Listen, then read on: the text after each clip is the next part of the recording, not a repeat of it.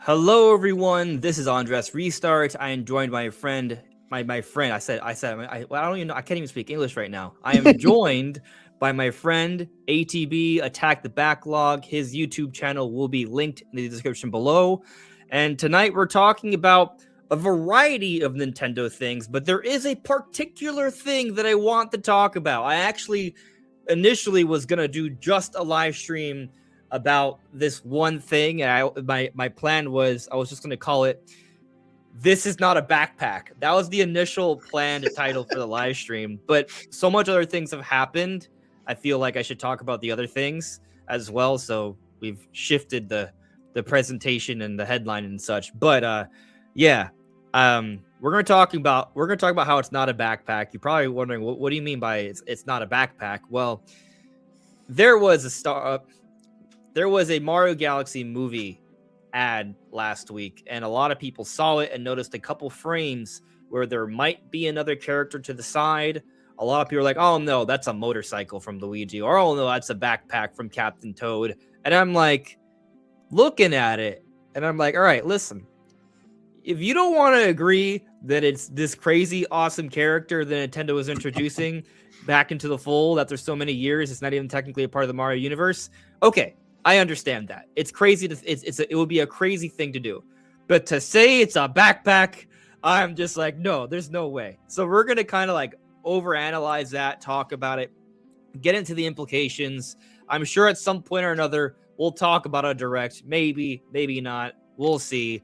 But we got reviews for Resident Evil Requiem, and that's very exciting. The Treehouse of Pokopia yesterday. Maybe you care about the Mario Wonder stuff. I don't.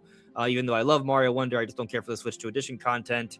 And we have a Pokemon Presents coming up. And, well, there's even more things going on. So we're going to talk about it all, and probably even more than that at some point throughout this live stream tonight. But how you doing, buddy? What's going on with you? I'm not bad. I'm just laughing because we were talking behind stage about like adult life. Oh yeah, yeah. I was trauma dumping on Attack the Backlog before we went live. I was like, bro, because like I invited him. I can't say it. We cannot talk about that publicly. No. But I'll just say that like I sent him an invite, and I was just like this for like I don't know how long, like a minute or two. I didn't hear him. And so he was just like looking at me like super stressed out. And I was like, oh, actually, you know what? I'm kind of stressed out, but don't worry about it. It's fine. It's adult life. But no, I'm all right. I'm all right, dude. I'm fine. It's a busy day at work. I just got home. But generally good though. Playing a lot of games, you know. I've got like 3 or 4 games I'm playing at the same time, man. I'm trying to get through just one of them before Resident Evil comes out. But at the moment, I'm like trying to get through Reanimal, Final Fantasy VII, Assassin's Creed, Shadows, and I feel there's something else I'm playing also that I can't remember. So I want to get them out of the way because now it's too late, but like I'm really pumped for Resident Evil. I was checking out the reviews today. So no, it's good. It's a good. I've seen a lot of negative videos recently, but like I actually think the Switch 2 I think it's picking up some good steam. I'm happy. Yeah. Oh, for sure. I want to address something. And forgive me if you don't want to address this, but I think you would want to address this. I think you've seen it. I'm ready. Go on. So Rika Dona Theodora Tendine, thank you for coming to the show. I saw the other day. I appreciate you coming to live streams, but at the same time, I gotta defend my friend here. Not because he's my friend, but because of what is the objective, honest to good truth. So Rigadona said, ew, the fake leaker is here. There's nothing accurate about that statement. No. Look, if you disagree, I encourage you to share the receipts. Link me. You can put it in the chat. Link me something that he has said that has not come to fruition at this point in time.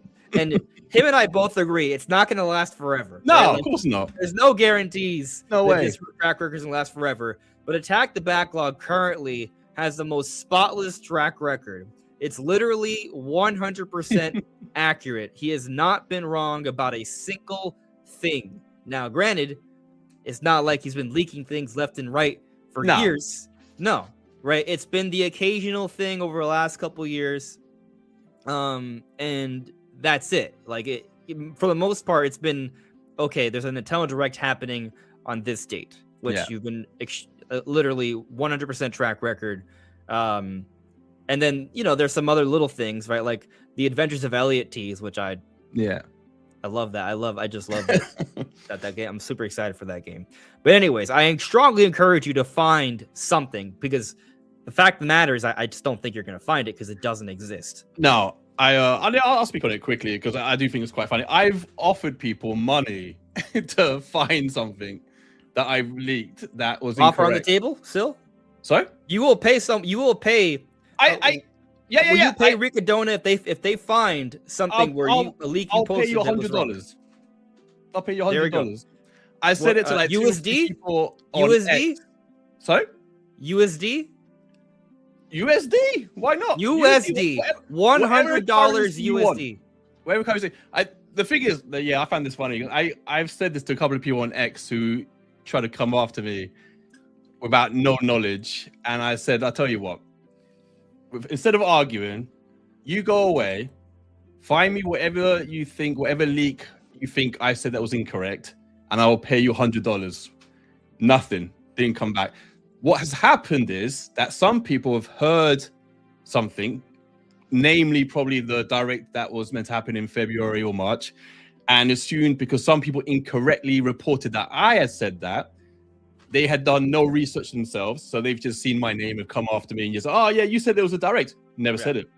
In fact, on my X account, in the podcast it came from, I was very clear. I said it, I don't know, maybe 15 times in English and in Spanish, that I had not heard about a direct happening in February or March, right? Obviously, Nash Weedle's heard of February, March. I made very clear I'd heard no direct in February or March. I had it pinned in my X. I had it clipped and pinned in my X account. But I think what happened was, there's a few things.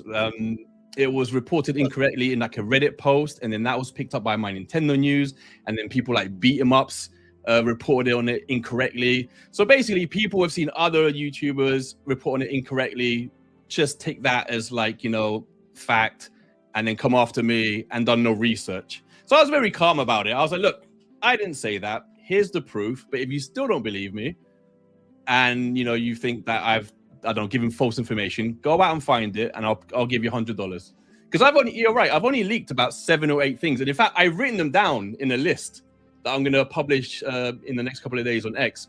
Yeah, I think I've leaked 7 or 8 things. That's it. A few direct dates and a few games here and there, some DLC. That's about it. And so it's very easy for me to grab it and post it up, and that was it. So yeah, this whole direct $100. I never said that. You need money. Find it.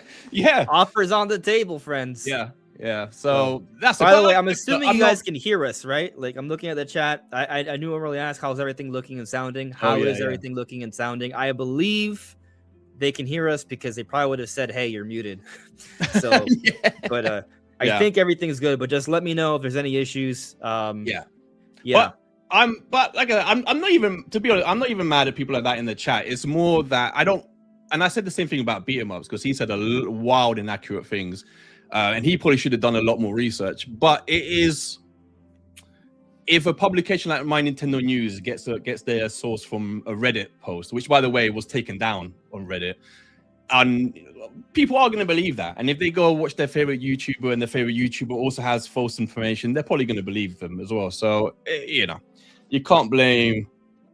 I can't blame everyone in the chat who says stuff like that. It's really more the source that should maybe do their research before they publish things. So it is what it is anyways. Yeah, for sure. And there's something else I want to point out. Quite frankly, there's a whole bunch of things because right now, like, and you're aware of it too, like people on Twitter and in YouTube comments have been disgusting. Yeah. I'm not talking about most of you in the chat, by the way. Although maybe a few of the trolls will come in. Who knows? But there's just been way too much misinformation, right? Which some people may find ironic because people will accuse me or you and others of misinformation when we're trying not to misinform, right? Yeah. Now, to be clear, I am a content creator, and if I hear about an Nintendo Direct from a source that I think has credibility, doesn't mean it's guaranteed. I'm going to talk about it, right? I'm going to be excited about it, but I'm going to try and make it clear. It's like, hey, this is not guaranteed, right? And I feel like I do that consistently, but that's just glossed over every time. Yeah. But here's another fun thing. Like, if you go back to every talking point, every discussion, every video I've made at some point in those discussions, and I'm pretty sure it's 100% of the time. And even if it's not, I've brought this up dozens upon dozens of times over the last year. Zelda 40th anniversary stuff, most of it, if not all of it, is going to happen after February. Like I've been very consistent with that. But now people are saying, oh, you were hyping up the Zelda 40th anniversary and look, nothing happened. I'm like, bro, I literally been telling people, maybe if we have a direct in February, there might be something, but most of the stuff is going to be later. I've said that consistently. Yeah. And people are like, no, you lied to us. I'm like, show me. Show me. No, I agree. Yeah, I've been very careful what I said. Like I've spoken to you, of course. And like I can say here's the most I'll say because I'm still gonna wait a while. I have heard of a presentation like since we've told, right? And that's what wait, a Zelda 40th anniversary? No. Just a direct? Not a Zelda, nothing to do with Zelda, I've heard. Do you just want to stick to the words presentation, or do you want to call it a direct? Oh, well, see, that's tricky. Pokemon Presents is a presentation. I've been told Indie World is a presentation. They're not direct. Yeah, I've been told a specific word for it. Like, so I've been told the type of presentation it is, right? And you have no timing on it. I'll just say it's no not in timing. March. No timing to announce. No, yeah. There is a presentation. You've been told a name. Not in March. And it's not in March. But because it's not in March, I'm sitting on it. I've been sitting on it for a while, but I'm sitting on it because it's not in March. I'm wary that it gets changed, or like I want to sit on it and just keep getting information on it. And I've been getting it verified over and over and over and over. And so, but I'm going to keep doing that until I'm happy. This is why people don't understand. So like I won't put anything out until like I'm as sure as I can be about it. And even then I'm like super nervous about it because it's like, oh man, shit, what if it doesn't happen? But what I've been told about, it's not in March anyways, but because of that, I'm going to keep waiting. Hold on. I want to point something out in the chat though. People are interpreting what you mean, what you're saying. They're interpreting it to mean that there is not going to be a direct in March. Oh, no. So they might still be. I don't know what's happening in March either way. I haven't been told either way about. So can we say? Let me ask you a question for clarity. Can we say, based off what you understand, that what you heard doesn't disprove a general in March? It doesn't disprove that. No. Yeah. Okay. So just so we're clear, guys, what Attack the Backlog has heard, in his opinion, it's separate. Does not disprove the idea of a general in March. Now that doesn't prove either, right? It does not confirm, but what he understands, he does not believe it takes away from the possibility. So so that's what I say. Which is kind of like what I was saying before, right? That I heard something was going to happen, but I need to see, because it could turn into anything or nothing. So I want to keep just seeing what happens, basically. So rather than saying something now and it's a while away. Yeah, there's a reason why, for example, like Nate the Hate, right? Like they usually doesn't speak on direct stuff until like 2 days before or something, or like within a week, because one, oftentimes he may not even get that information. He might not even have the intel. But whoever gives the intel, or perhaps it's him, maybe he looks over multiple sources to be very confident.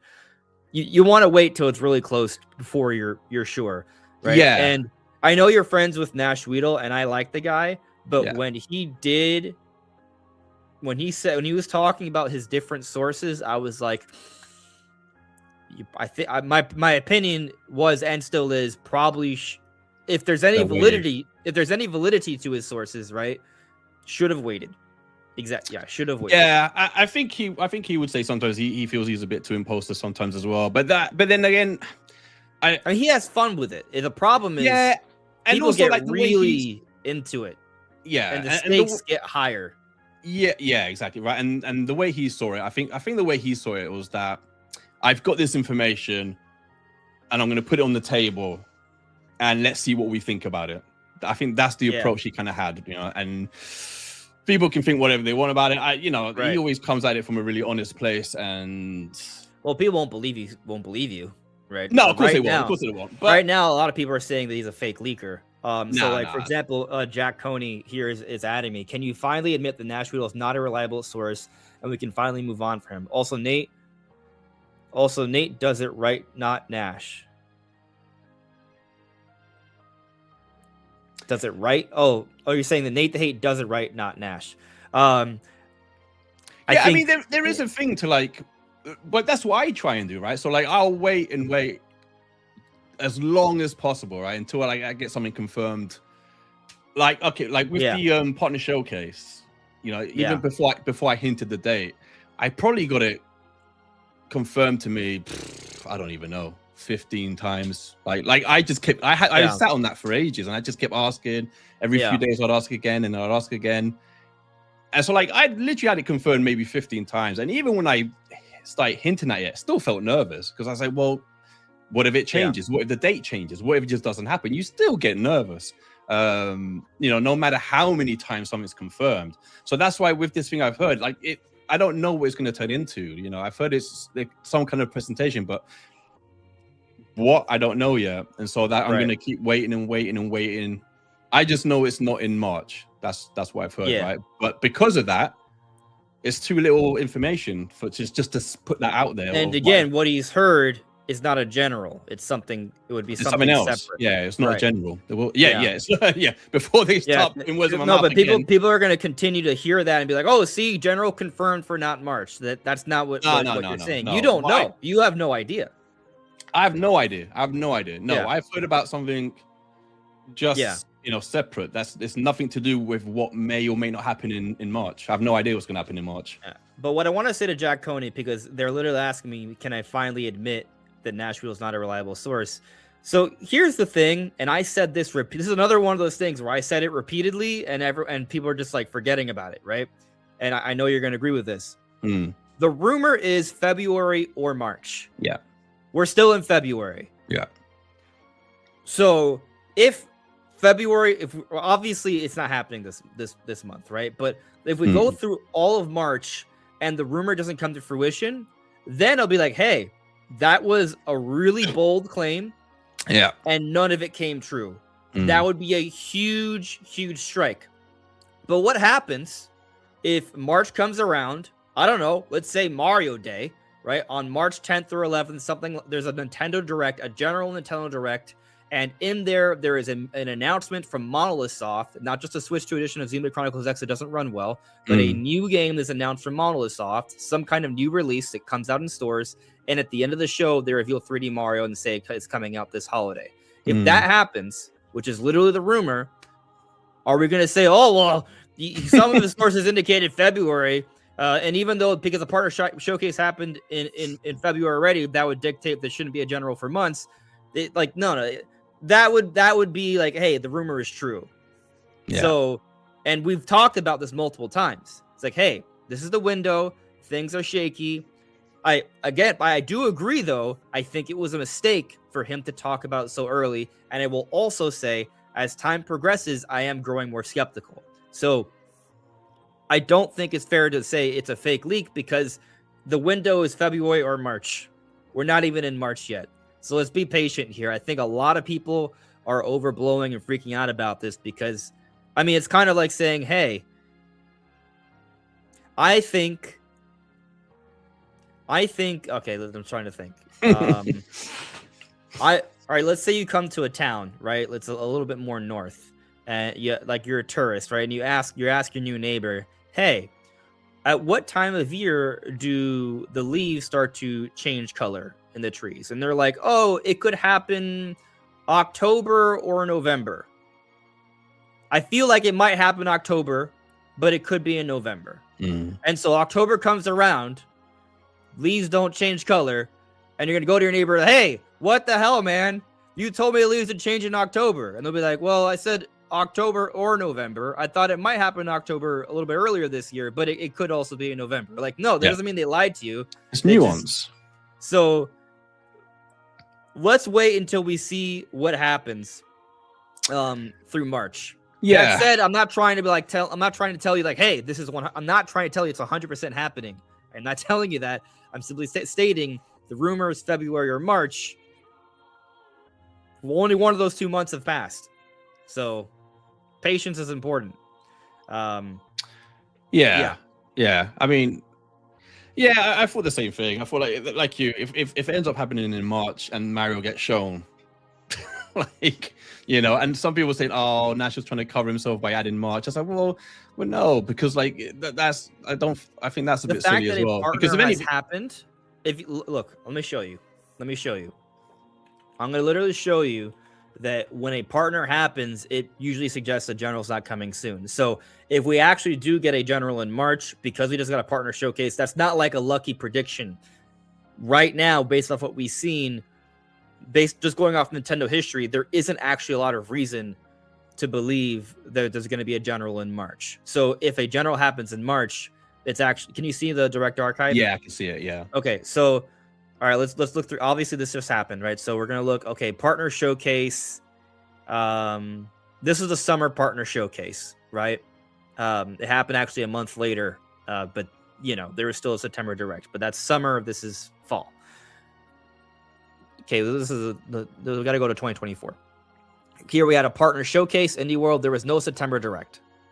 This is basically the September direct equivalent. Going early in the year, there was a partner showcase in February. There was no general in February, March. We had to wait until summertime. Okay, so let's continue going until we find more partner showcases. Partner showcase mini and a Xenoblade direct in summer. No big general in summer. Oh, look here. 2020, there were just partner showcase. They had a lot of partner showcase minis, and so this is when they introduced the brand. Point is, it's not like there's a long history, but there is no precedent. There's never been an instance where we've gone a partner and 1 month later there's a general Nintendo Direct. If there's a partner, it has typically meant their replacement. It's typically come in place of. So to say a direct is happening in March with this in mind is actually a bold claim after a partner showcase just happened. It is actually a bold claim. But here's the other thing. I really don't care about the direct timing that much. What I really care about is the content of what the direct supposedly has, which would be 3D Mario and the next announcement from Monolith Soft. If those things are in the direct, that's when I'm like, oh, that's the bigger scoop here. Oh, for sure. Yeah, for sure. So, like, I don't know why people keep glossing over the most important stuff here. But anyway, yeah. The whole, it would not be a lucky prediction. I just showed you history dictates otherwise. And again, it's not about the direct timing. It's about it. I mean, it is that, but it's also about 3D Mario and what's next from Monolith Soft. Yeah, those things are in the show, then the rumor is true. If not, then obviously the rumor is fake. Yeah, I don't know how many people were even talking about Mario. You know, if anything, a lot of the conversation I heard was the fact that Mario wasn't going to appear this year. I know, like Nate the Hate, I think he's predicted Mario. I think, if I'm correct thinking, I think Nate the Hate has predicted Mario, but a lot of people have been arguing that it might not happen this year. Yeah, exactly. Yeah, so you know, for like Nash to say that that Mario will be out this year and in direct, that's a massively bold claim. You know, so hopefully it pans out. But again, let me stress again before people start. We're not saying we believe it's going to happen. We don't know. No. But I just wanted to stress again that what I've heard, I don't know, right? So I don't want people to say like, oh, like I'm saying it's general or this. It could be anything. It could be a partner's a general. It could be a game presentation. It could be a mini. I don't know. It's just some type of presentation, and I've not said when, other than I was told it wasn't in March. That's it. I got another question. When as it gets closer, then I'll start, and I get more information. I'll start to say more about it. For you though, Sorry? You've publicly stated that you've heard something is coming. Yes. Is that something the same thing that's happening after March? Here's the thing. That let me see how carefully I can word this. Let's see, I'm trying to figure out how carefully I can word this. I heard, yes, like initially I heard there was something coming after the partner showcase, and I heard that through like one avenue. And then a little bit later than that, I found out about this, let's call it type of presentation, right? And so I've started to think, I think I mentioned it to you backstage or behind the scenes, that I've started to wonder if they were the same thing because they've come from two different avenues. And I've started to think, oh, okay, maybe they're connected. Maybe what one person told me and the other person told me, they're actually the same thing. That's what I'm wondering, because the first time I heard that, it was a lot more vague. And then what I've heard now is a little bit more concrete. And so now I'm starting to wonder if they're the same thing. But I don't have a definitive answer on that. I'll say it would be very concerning if like we go, I don't know, let's say like April or May, there's like an indie world or a partner showcase or something, and there's still no general. Exactly. It would be concerning. Yeah, because I'll be clear, I have heard nothing about March myself. I've heard nothing about March at all. What the things I've heard afterwards. I'm not going to say when afterwards, like I say when, because that's why I haven't said too much, and that's why I'm not going to say anything else, because it's sure. It's a ways we can leave it at that. We can leave it at that. So it's a distance. So it's just there's something I've heard, and I've heard more, but I need to clarify it a lot more before I'm confident about saying something more concrete about it. I'll say that. Yeah, gotta maintain that 100% track record as long as possible.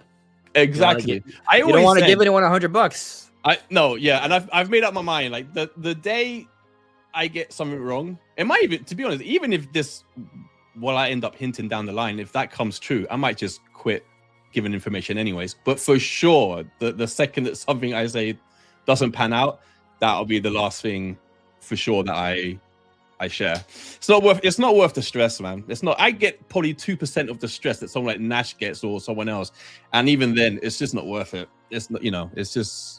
Yeah, it's not, there's a lot of toxic people out there. They like to suck the fun out of this. Honestly, yeah. And at the end of it, it's just fun. Like, we just like talking about video games and getting excited about what's coming out and what might be around the corner. And I'm always very careful. Like, I've said a couple of games here and there, but for the most part, like, I don't like to.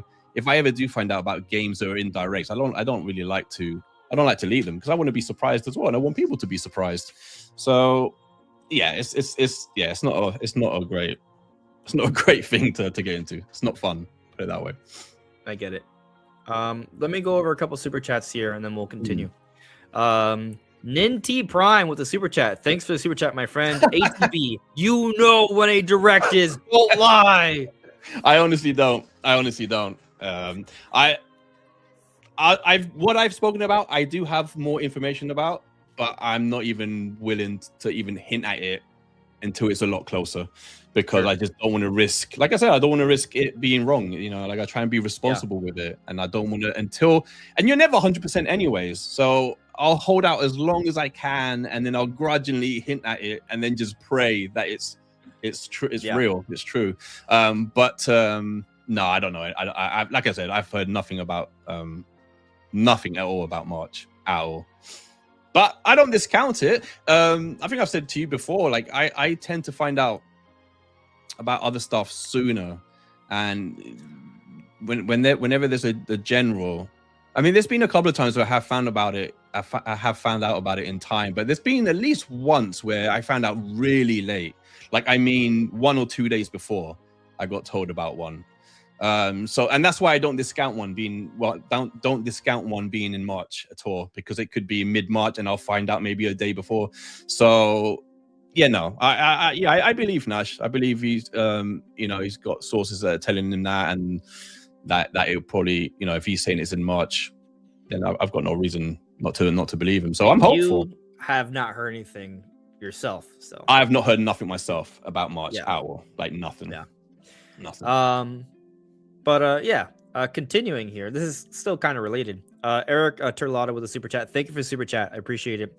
It's just concerning that his reliable source said February. His sources must come under question then. Yeah. I mean, the thing is, I thought about this a lot, right? And I think that's a valid point. Yeah. And like I said, me and Nash are very good friends, right? And so like I'm always gonna have his back, and so you can say I'm biased in that way. But I don't blame him for talking about his source in February, because if it is a source that up until that point has proven very reliable, then I can understand why he would have mentioned them. Even if it would have been safer just to say, I've heard of a direct in February or March. That would have been the safer bet, right? Just to say, like, I've heard February, March, there's going to be a direct, and somewhere's going to be Mario. And he knows that. That would have been the smarter thing to do. But he obviously, he goes with honesty, right? So, and he obviously thought, this is a source that's been really reliable for me.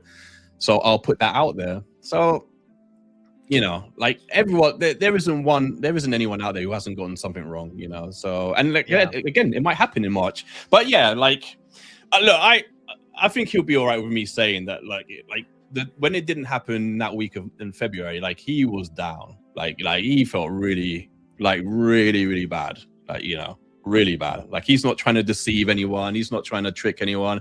He was super down when it didn't happen in that week, And like I know he thinks it's going to happen in March. He's got sources saying March, but I don't know. I get the point, of course, and he'll be doing that himself. He'll probably be talking to that source now, being saying like what happened, So he'll think the same. But reminder, right? Nate the Hate, who everyone trusts beyond everything else, he's considered like the most reliable insider, which he's a very reliable. But he also has gotten some pretty significant things wrong in the past. Switch Pro, like Nate the Hate talked about Switch Pro a lot, and that did not happen. Nate the Hate talked about the Switch True reveal, like saying it was about to happen, and it did not happen in 2024. Sometimes you hear about things and like, well, do you think Nate the Hate was lying? Do you think he made it up? No, I think you look at his track record and you're like, hey, very clearly Nate the Hate has legitimate sources. Maybe he talked about these things too soon though. Yeah. And so I think actually, again, I think a lot of people right now are just hate Nash Weedle because they think he's a fake leaker or what have you, because he got this one thing wrong. Yeah. He's got other things wrong in the past, but that was a while ago. Yeah, because I've heard people say like, oh, he's like 50-50, but like I'd like to get all the leaks that he's put out there since the Switch 2 started and put that into percentage, because it must be a pretty damn high percentage. Yeah, just regarding Switch 2 rumors. So yeah, it's hard to track everything though. Yeah, I know. Yeah, I don't. Yeah, I'm not. It's not a mission for people to do that, but yeah, Anyway, I mean, like I said, I said this earlier. I'll say it again. I think he should not have pointed out what sources were saying February or March. I think that was a mistake because, well, one, people attach these things, right? And a lot of people don't understand how these things work. There is movement, and sometimes sources could hear certain little details. They don't have the full picture, though. Yeah. Like, and I think you can vouch for this, right? Like when you're like hearing some stuff and like say there's others involved, there's like a back and forth and there's like not a clarity on what exactly is going on. Some people like, hey, like they may have heard of something that's supposed to be in a presentation, and they're like, oh, okay, well, So for example, maybe someone heard, and I'm not trying to come up with excuses. That probably sounds like I am, but I'm just trying to explain, like, it's possible that maybe his source heard about Xenoblade Chronicles X Switch 2 edition, right? And they assumed, they made the mistake, and they also heard about a general coming, and they assumed that meant general in February. Yeah. I'm not saying that's what it was. I'm just saying that sometimes I think people can hear about something and they make a mental leap. Yeah. And then that's wrong. I'll tell you something, man. I'll tell you a couple of things. Like I had, without even talking to Nash, I had the same thing when we started to see even the Treehouse, you know, and the Xenoblade Chronicles X and a bunch of other like X announcements. I did sit there and think, God, I wonder if that's like what some of his sources for. Maybe they heard about all these things and they assumed this is when the direct's going to be. And I'll tell you why I think that's the case. Because I remember when I first started to hint at the Partner Showcase and I started to hint at the 5th of February and all this kind of stuff. I got contacted by 2 or 3 different insiders who were asking me, like, are you sure? Because I'm hearing the 10th and I'm hearing that this is what's going to be shown. Like, they were flat out telling me what they heard was going to be in the show. And then as the 5th started to get closer, we started to get all those like X Directs, you know, the Nintendo announcing all these things on the X. Twitter Direct. Yeah, and there was the movie Direct and all these things. And then I started to realize what they had heard was those things, and they assumed that was going to be a Direct on that day. So I've seen it happen already with like others insiders, you know, around the Partner Showcase. I heard loads of different things. Right. But if those people said, hey, there's a Direct happening on this day, they'd be considered fake leakers. However, the information they heard was accurate. It's just the timing was off, and just kind of they thought it was for that. Yeah. And I tell you something, it's happened to me once where I got really lucky. I can't remember which Direct it was, but there was one Direct last year where I got given a date for it. And I sat on it. And then I got it confirmed a bunch of times. And then I was just about to hint at the date. And then luckily, before I had, my contact told me, oh, hold on. It's been delayed, you know, and it was delayed by about 2 days. So they gave me a new date, and it did happen on the date they gave me. But luckily, I hadn't posted about it already, because then everyone would have jumped on me. I'm talking about like an hour difference. I was so close to posting it, and luckily I saw their message, and they had told me, hold on, it's been delayed by a couple of days. Let me confirm it. I waited a day, and they said, yep, it's on this day now. And then I put that date. But that was like, you know, that was very lucky for me putting something up there that would have been incorrect at the time. So like, things definitely change all the time. Right, but the thing is, if you did that, people would just assume that you're lying. And you just had lucky guesses, right? Yeah. Because the thing is, I think a lot of people are really skeptical. They kind of, I think a lot of people just kind of assume, hey, you either know or you don't know. Yeah. But that's not actually how it works. Of course, people don't want to believe that because they feel like it's convenient. Yeah. Yeah, it's just, there's just nuance to this. Yeah, and this is why, like, for me, it's like I'm just not. I don't care enough to stay in the game. Let's say, you know, it's very stressful.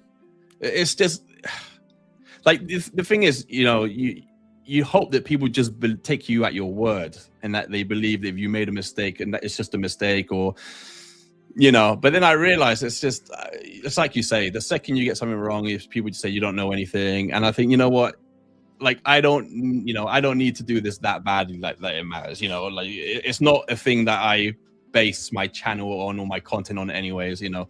It's just so happens that every so often I get information and I share it, but it's not worth the insults and stuff that you get. But yeah, it is quite funny that people just assume they know more. Like, I've heard people say crazy stuff to me on X, and I realized, God, you really have no idea about how things work behind the scenes, you know, like how many things are moving, how many things get changed or delayed or cancelled, or it's like every day, like the conversations I have, things are changing all the time, you know. And so, but I don't know, I maybe I was probably the same as well, like, you know, maybe I read certain leaks and was like, what do you know? I don't know, maybe. But yeah, it's you know, it's like anything. There's plans change, you know. So yeah, for sure. So continue with the chats here. Pokemon fan, been a member for 5 months. Glad to have you, Pokemon fan. Thank you for being a member all this time. Pokemon fan. Yeah, Eric Gelato with another super chat. I don't think people lie. I just think it's all whispers. I'm an animator who sometimes work on game trailers. Dates, move all the time. Yeah. Yeah. Yes, dates move all the time. And that's why it's kind of like, if you're talking about stuff ahead of time, maybe it's best to just not really give a timetable. Yeah. Because there's a good chance it's just going to be wrong. Yeah. Well, that's what I said, right? So this thing I'm sitting on, I've already been sitting on it for about 3 weeks. And it's not for a while of when it's supposed to happen, Maybe right? It'll change. Let's easily. Yeah. So for the last 3 weeks, I kept thinking, should I hint at it? No, there's no way. There's still there's ages until it's supposed to happen. It's just too risky. And I've learned, because I've seen how things change so quickly. You know, there's literally until you know it's like a week or two away. Then maybe you can think about hinting at it, right? But even then, it's risky. Even a week before, it's risky, you know? So, yeah. You have to be very careful. Yeah. Another super chat here from Tardy76. Thank you for the super chat. HEB, do you think the 9th gen of Pokemon would be in Pokopia? I'm a journalist. A journalist said Sprigatito was seen during a closed-door demo. Over 300 mons in-game. I'll be honest. Pokemon is the biggest hole in my catalog. It's like the biggest hole. Like I'm just not into Pokemon. I keep trying to get into it. I probably will get Gen 10 because I've been speaking. I don't see why there wouldn't be a Gen 9 Pokemon in Pokopia. Well, I mean, I guess we know it's not just Kanto Pokemon, even though we believe it takes place in Kanto, which is the Gen 1 region. I gotta think there's gonna be a little bit of I assume that Gen 1 Pokemon that'll be the majority, but I would also like to think that they're gonna sprinkle in a few Pokemon from each generation in there as well. So I'd be very surprised if there wasn't any Gen 9 Pokemon in there. Gen 10, I mean, there's some new Pokemon, right? Like we have Moslax, we have the Ghost Pikachu or something. So you know, there's gonna be some new things. Does that Tangrowth count as a new Pokemon? Because it's definitely not the same. Yeah. Pokemon fans said, we can't be friends anymore. I do love Pokemon Stadium just for the mini games. It's got the best mini games. If they gave us a new Pokemon Stadium with brand new mini games, day one buy. But no, it is a series I want to get into, and like, you know, I don't know. Like I did watch the Treehouse the other day. I actually came into your stream a little bit when you were streaming it. Andres. Like, what did you think about it? Pokopia.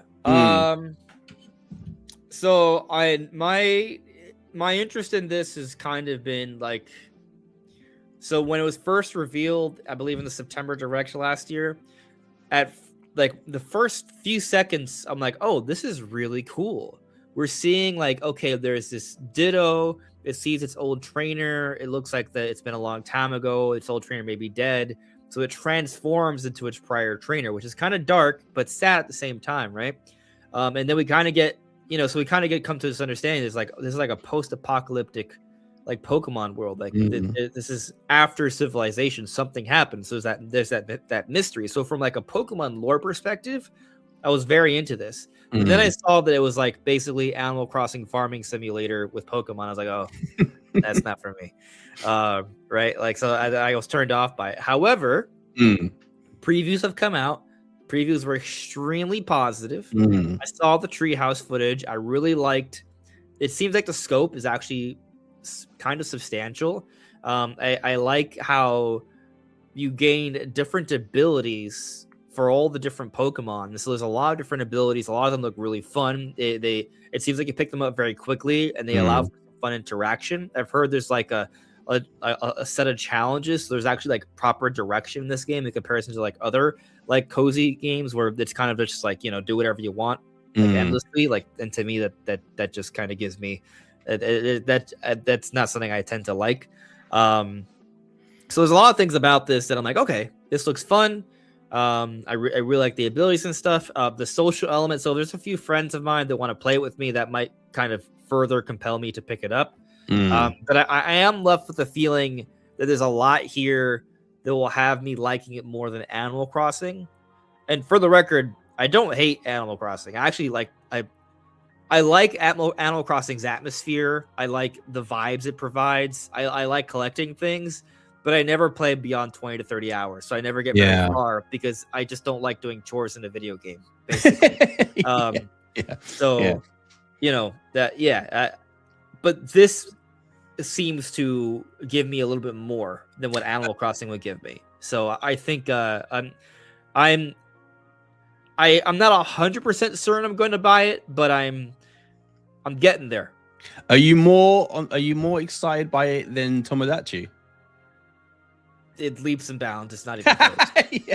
I am not. You would, if you could pay me to play Tomodachi Life, and I still might not play it. You would have to pay me a lot. Yeah, like $50 ain't enough. Just saying. Like I because I'm thinking, okay, well, how much time do I have to play it for, right? Because to me, playing Tomodachi Life is just a waste of my time. Like it would be a negative experience for me. And again, I said this before, but I'm gonna say it every time. If you're into Tomodachi Life, I'm not trying to say, I think for what it is, it looks great. It's just what it is not at all interesting to me. I have zero interest in it. So, you know, but if anyone wants to pay me hundreds of dollars, I'll play it for a few hours, I guess. Yeah. It's funny you say about Animal Crossing because I feel like I'm the same as you. I always buy them and I never play more than 20 or 30 hours, but it's more, for me, it's more because when I had it back in the day on the GameCube, I played it to death. I loved it. But I feel like every iteration after that hasn't advanced as much as I thought that it should have. And so even the one on Switch, again, I was like, man, by this point, it's like 20 years, 25 years after the GameCube version. You should be able to do so much more in this game now. And so, I don't know. There's been a lot of rumors about the next Animal Crossing and like there might be vehicles in different cities and stuff. Nash Riedel. Yeah, exactly. The league said it would come out 2026, but that was a while ago. It was a while ago, exactly. So we'll see. Another fake leak, but I should message him now. Like he's probably asleep. Like, he's definitely asleep. You know, so hopefully, because that's the kind of thing it needs. It needs something, you know, brand new and bigger scale to like kind of reinvent the series a little bit. So that's what I'm hoping for. But Pokepedia, I don't know. Yeah, I might get it. I'm actually like quite. I might think about maybe buying Tomodachi for my wife and then sneakily playing it when she's not around. Because I had it on the 3DS. Was it on 3DS? It was out, I think. Yeah. It was. I had it on that, and I did find it quite amusing, like amusing enough. But depends how much it is, you know, how much it costs when it comes out. Watching the Tomodachi Life Direct was hard for me. No, I think I came into your stream when you. I didn't live stream it actually. Did you not Tomodachi Life. I did not. Maybe I just watched the stream then. I thought about it, and I was like, but I ended up just like eating breakfast or something while watching it, and I was like, oh man, I could have watched something else instead. So, oh man, yeah. It's just not for me. That's all it is. But Pokopia, it's very close. It's very close. I want to get to this other super chat here from Christopher Spreezy. Thank you for the super chat. Hey guys, has Nash said anything new about the Ocarina of Time remake? He also mentioned we will be getting a few announcements throughout the year for Zelda. Do you both still think it's still happening? Thanks. So I've seen some people say that what Nash said about this was false, but to my knowledge, he said nothing that has been disproven on this. I think, and I know you did a podcast with him. I think he said it during your podcast, right? But if I'm not mistaken, he said he's heard about multiple dates to happen throughout the year, and the first time he didn't even realize was for the anniversary, which I thought was that's right. That's right. And that's all he heard. He speculated at the time, because it was before the September Direct where he got the date. He speculated that maybe Age of Imprisonment would come out January, and people were like, "Oh, see, that was a fake leak." He never said that he was told it's coming out in January. He just speculate, and I theorized that too. A lot of people did. Yeah. So Yeah. Go on. No, I was just gonna say I cut up that clip actually because I think I saw Yeah. someone say that on X, and I was like, no, he never said Warriors was gonna come out in January. He said like he thought it, like he was predicting or he was speculating that it could come out in January, but not that it would. But yeah, to that point, he said that that basically that Nintendo would have like scattered dates throughout the year where they would drop Zelda stuff, and the point of it was for it to be spread out evenly, so that you always have Zelda in your mind, right? So that you get used to this like kind of drip feed of Zelda announcements kind of thing. I can't remember if he said that there would be like, was it like 4 or 5 dates around the year, like 4 dates around the year? I want to say I don't want to. I can't say with confidence because I feel like I have to go back and like double check. Right? Yeah, but I want to say the number's 4. I think it was 4. And I don't know if the thing is, I also don't know what counts. Does the Zelda Lego thing count? Well, that's what I was going to say, because I was going to say exactly that. We had the Ocarina Lego. So I don't know. I remember at the time he didn't get much more information than that there was just scattered dates throughout the year with Zelda things that were intended to keep us, thinking about Zelda throughout the year. I saw him post a little Zelda pic on X the other day. I don't know if you saw that. He posted a pic of Ocarina 3D on his X. Ash? Yeah. I think he was just showing like he was about to play it or something. He had the case and he posted a picture of the case of 3D. Nothing new though, to answer your questions, Christopher. Nothing new about the remake. Nah. And I think I've said to him that about the remake, right? Yeah, the remake. Yeah. That because people speculating when it could come out, and he's always said that it was like a long thing, right? And I did say like, whoa, in 2 years' time, it will be the 30th anniversary of Ocarina specifically. So like maybe, I don't know, maybe we see it this year, or we see it next year. From now, 2028. 2028 will be the 30th anniversary of Ocarina. I'm just imagining myself as a skeleton right now. Yeah. I just think that Nintendo needs a 3D Zelda, and I don't mean like Wind Waker HD, Twilight Princess HD. I mean like something like it doesn't have to be a totally brand new game, but it has to be something that looks and feels new. Yeah, absolutely. And so like an ambitious remake. There's got to be something, and I think waiting all the way until 2028 would be. I mean, listen, the console came out 2025, right? So 2025, 2026, 2027, then 2028. Like that's. And like that feels like a really long time. Well, especially that when you think like when will the next actual 3D Zelda come out as well? Right. So if the remake comes out 2028, when's the next?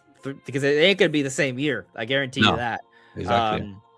Maybe it could be a year removed. I don't know. I also don't think they would care that much about the 30th anniversary for Ocarina of Time. I don't think that matters that much. The 40th anniversary. Some people are going to say it doesn't matter because Nintendo didn't acknowledge it, but they never do. They never acknowledge it in February. They never do. Like we go back to the 35th. Yes, consistently. You go back to the 35th anniversary. So 2021. There was a February Nintendo Direct, and yes, they had a substantial presentation on Skyward Sword, and I knew it did tease something for more later in the year. However, he never stated or mentioned the 35th anniversary, even though the Direct was 4 days away from the actual anniversary date. Isn't that strange? Yeah. But they did acknowledge the anniversary in the Summer Direct, where they not only announced Age of Calamity DLC, they showcased Skyward Sword again. They announced the Game & Watch it was like 4 different old Zelda games in the Game & Watch for the 35th anniversary, and they gave us the title reveal for Tears of the Kingdom. That all happened as kind of one big sort of Zelda segment. That's when the 35th anniversary was acknowledged. They had several things for the 30th. Skyward Sword was literally the 25th anniversary game. It's on the box. They do consistently celebrate the Zelda anniversary every 5 years. It may not be as big as you would like, but they do always do it. And also, interestingly, every time they actually have had a major... we go back to the last 3, right? 35th, 30th, and 25th. Each time they showcase like an ambitious Zelda project. Yeah. In the 35th, we had the title reveal for Tears of the Kingdom, which came out the year after. In the 30th, that was 2016. 2016. Yeah, 10 years ago. That was when they had the E3 that was just about Breath of the Wild. They had the they had the title reveal, the Great Plateau, hundreds of hours of gameplay. Like they showcased the hell out of Breath of the Wild in 2016. And then we go back to the 25th. That was the year they revealed the Wii U. 2011. They did not come out with the Wii U until 2012, but they did showcase they came out with Skyward Sword that year, so that's kind of like, a big deal. But also they had the Zelda U tech demo. So they were like, oh, this is what Zelda could look like on the Wii U. So it wasn't actually a game, but they did have like an ambitious showcase. Yeah. And so 3 times is a pattern. Just saying, it would be nice, and I think it would behoove Nintendo to at least show us something cool that's like in the for 3D Zelda this year. Just saying.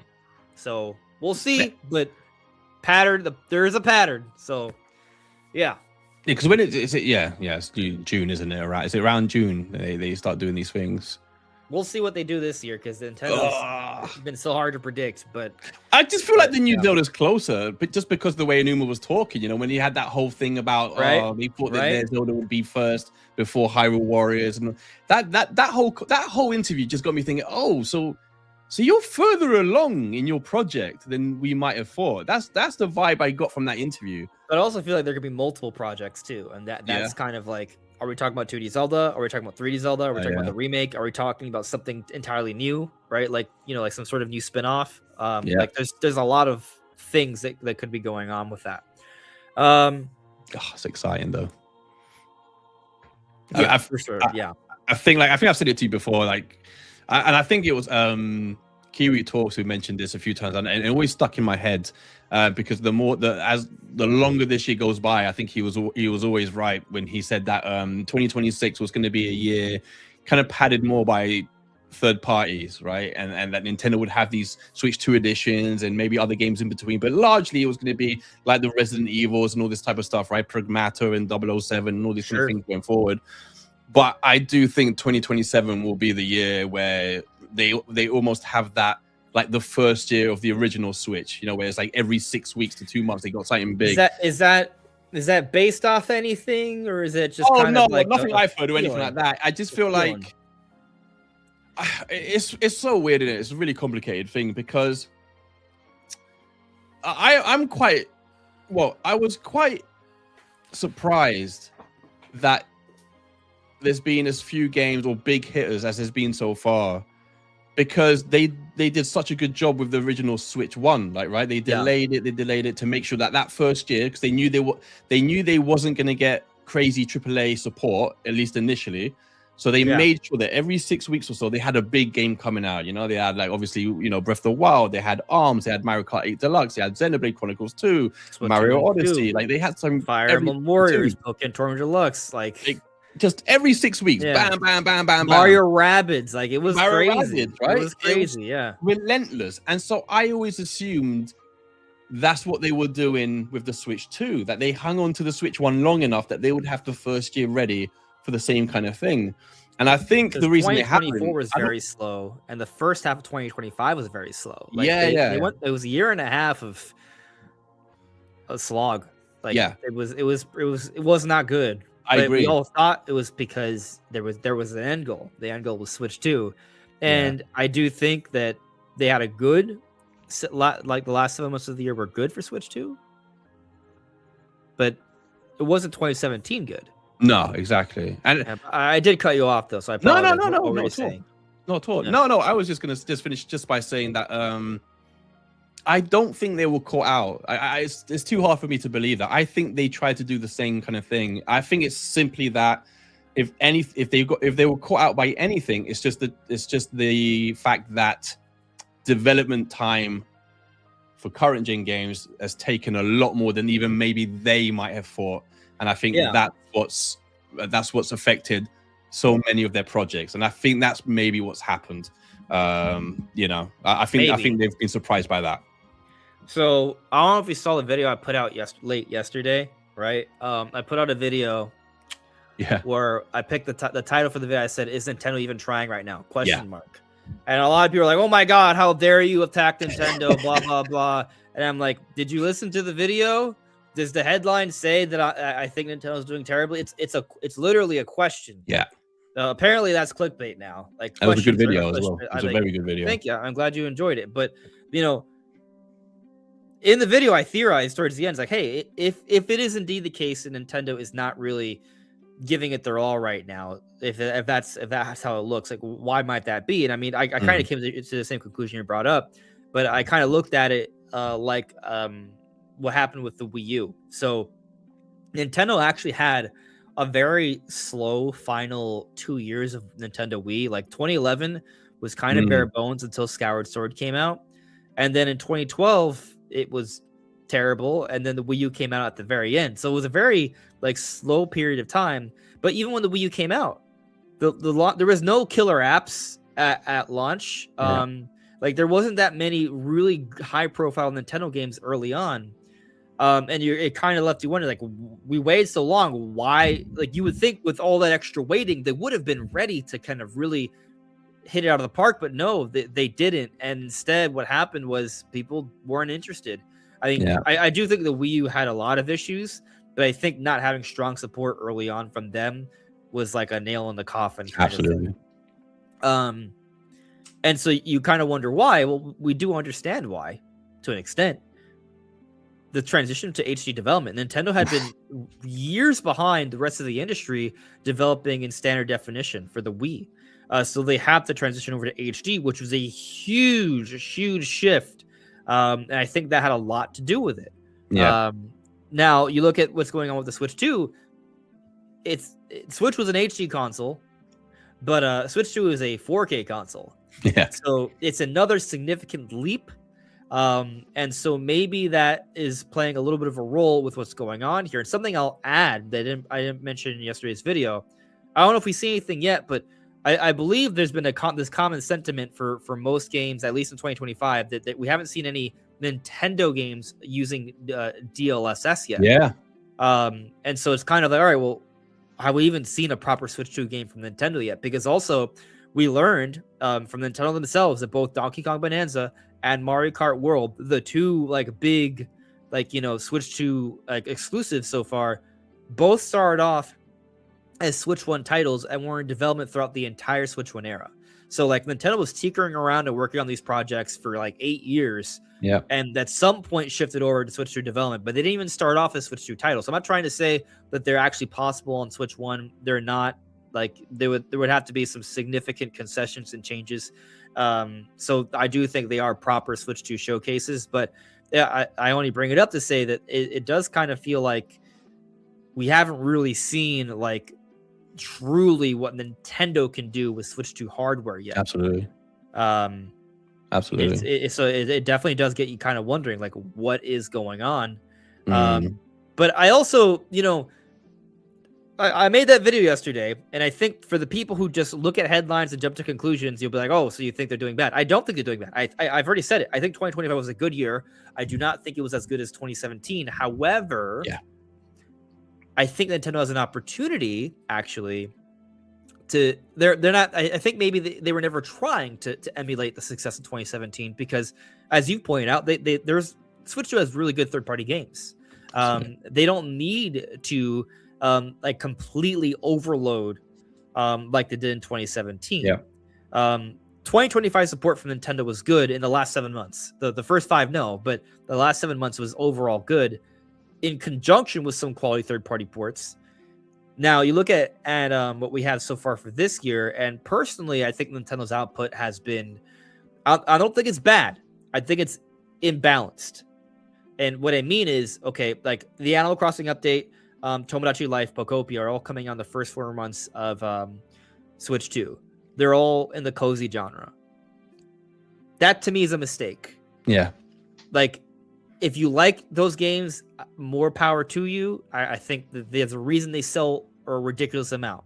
Like because there's a lot of people that like them. So I think from that perspective, it's smart to put these games out early on to the era. But did really all 3 of these things have to happen the first 4 months of the year Could they not have spread it out every 4 months throughout 2026? Would that not have made more sense? And then squeezed in something else instead, like Yoshi and Mysterious Book or Splatoon Raiders. That way, you just have a little bit more variety at this point in the year. So I think Nintendo does have an imbalance there. That, in my opinion, that is a mistake. But it's not like a terrible, terrible mistake because they've still been putting out games consistently.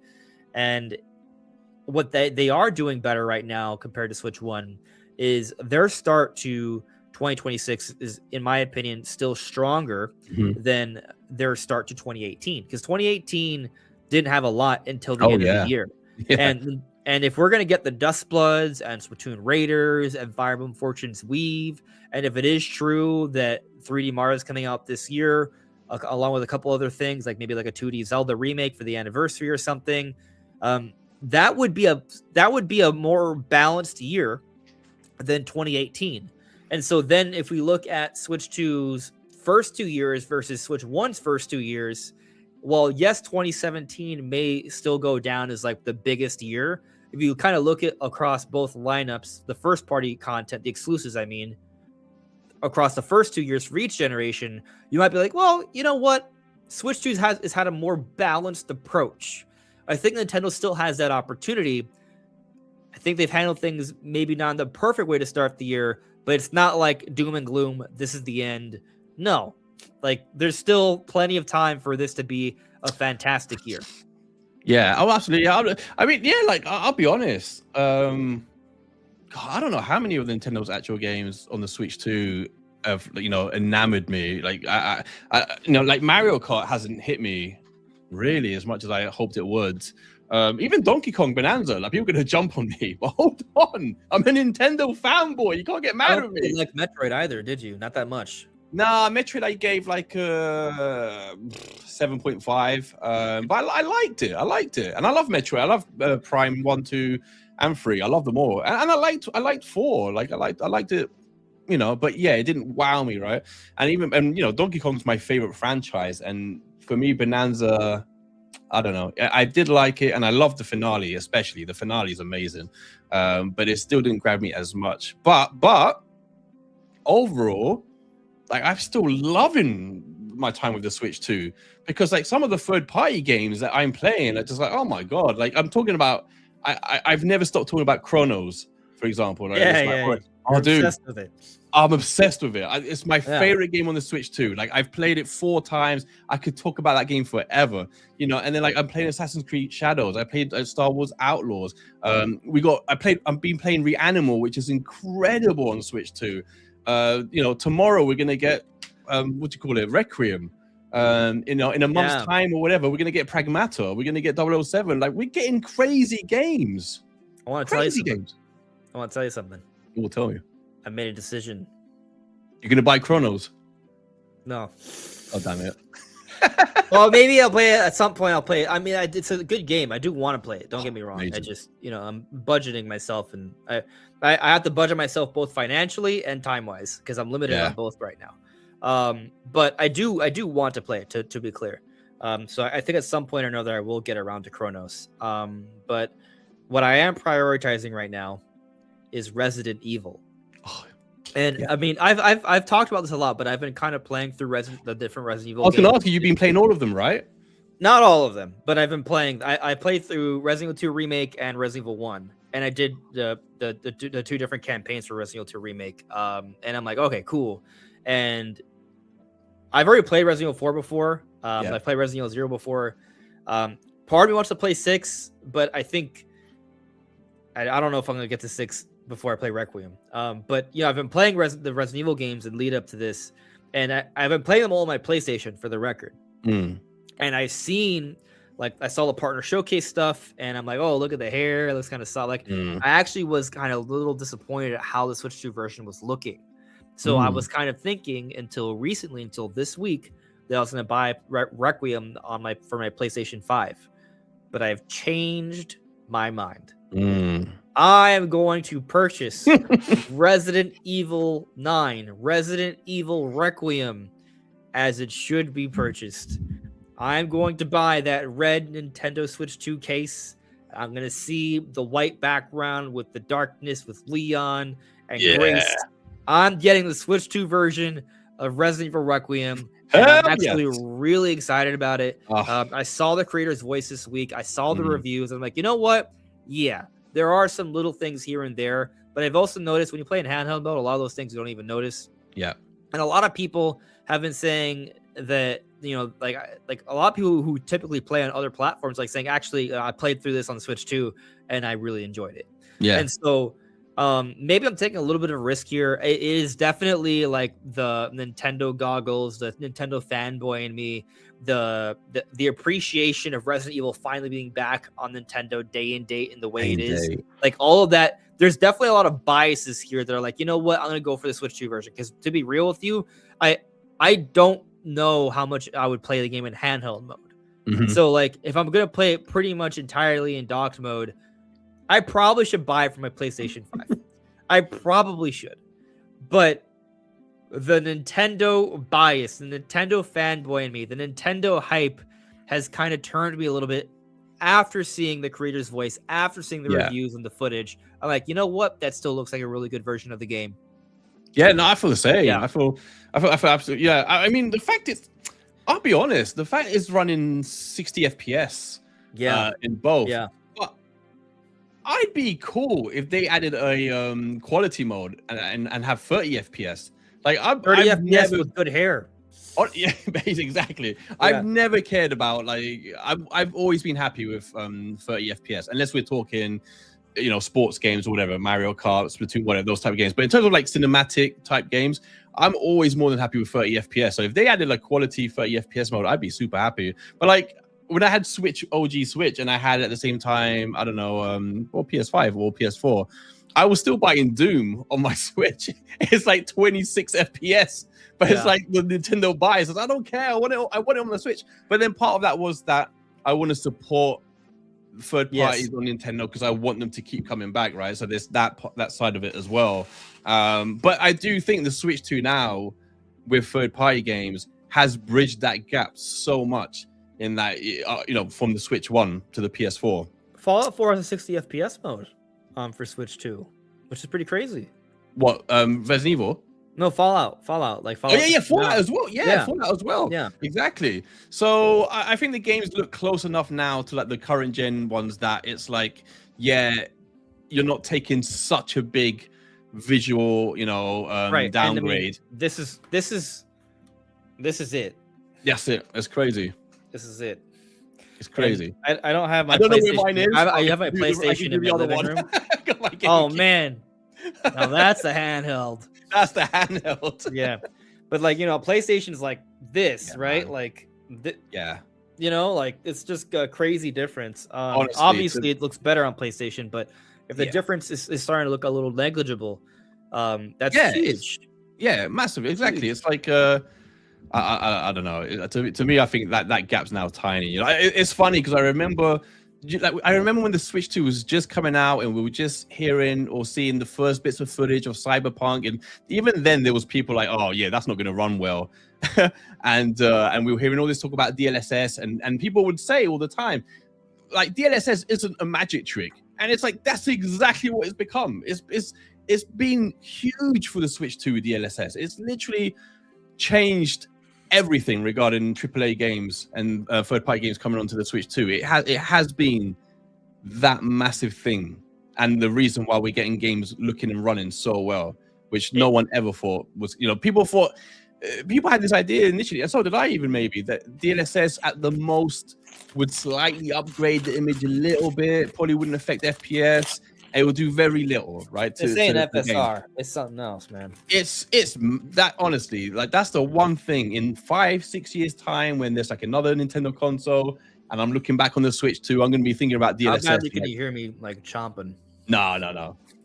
Let's still stay quiet while we hear. Be like, hey, what's called ASMR? Okay. Although I found that disgusting. No, so I think it's amazing. And keep in mind, it's like you said, typically Nintendos are the ones that get them the most out of their own hardware. So like if we're seeing crazy results like Resident Evil, Requiem, and Pragmata, which looks amazing as well, I couldn't even imagine what Nintendo's going to be able to do with the next Mario game, you know, and the next Zelda game. Like, you know, what's Platinum going to do with an Astral Chain 2? Like, imagine Astral Chain 2 with like ray tracing and whatever else they're going to include with that. Oh my God. Like, I think we're going to see, you know, we're literally in the first year of the console. Imagine in 2, 3, 4 years time when they've really taken out everything out of the console, what they're going to be able to achieve. It's crazy. It's crazy exciting. Exciting. But yeah, I'm like you. I bought the pack. I bought the Resident Evil 7, 8, and 9 pack. Okay. Oh, mate. I booked the day off work. Like, I'll do nothing. I don't even know if I'm going to stream it. I might just sit by myself in my little gaming room and just turn my phone off. But man, I'm super excited. Honestly, I wasn't that much of a fan of Village, but 7 I loved. 7 I absolutely loved. I haven't played 7 yet. I've played Village before. I liked Village. I just thought the ending was like just nonsensical. Yeah. Yeah. But I enjoyed it. Yeah. I do want to go to 7 at some point. Yeah, no, I love them. From what I hear about this one, all the reviews seem to be really. I mean, to be frank, I think I'm gonna end up playing like every Resident Evil. Like, I wanna play Code Veronica. Apparently, there's rumors that Code Veronica might get like the remake treatment, so I might wait for that. I've said it before, but so it's not new. But I was told a long time ago. It was during the direct. It was during the direct where we saw 9 Requiem for the first time on the Switch. I was told before that direct that they're bringing over 2, 3, and 4 remake for sure. So I was told all the way back then, and I've spoken about it recently with my source, and they told me again, like, yeah, 2, 3, 4 are coming for sure. What's interesting is that so they have 7, 8, and 9, right? Yeah, I've already played Village, so like getting the collector's pack is like not as worth it because like I don't want to buy it again. I already own it. I don't want to buy it again and play it. Like I just don't want to buy it again. I already have it. But I've already played 2. I already bought 2. So like I'm about to buy 4, the remake. I've played through 4 billion times, but like I'm not gonna want to have. I don't want to have to buy 2, 3, and 4 again. Like I'm gonna want 3. I want 4. But the thing is, there's a really good chance to play 4 before this even happens. So yeah, I don't know.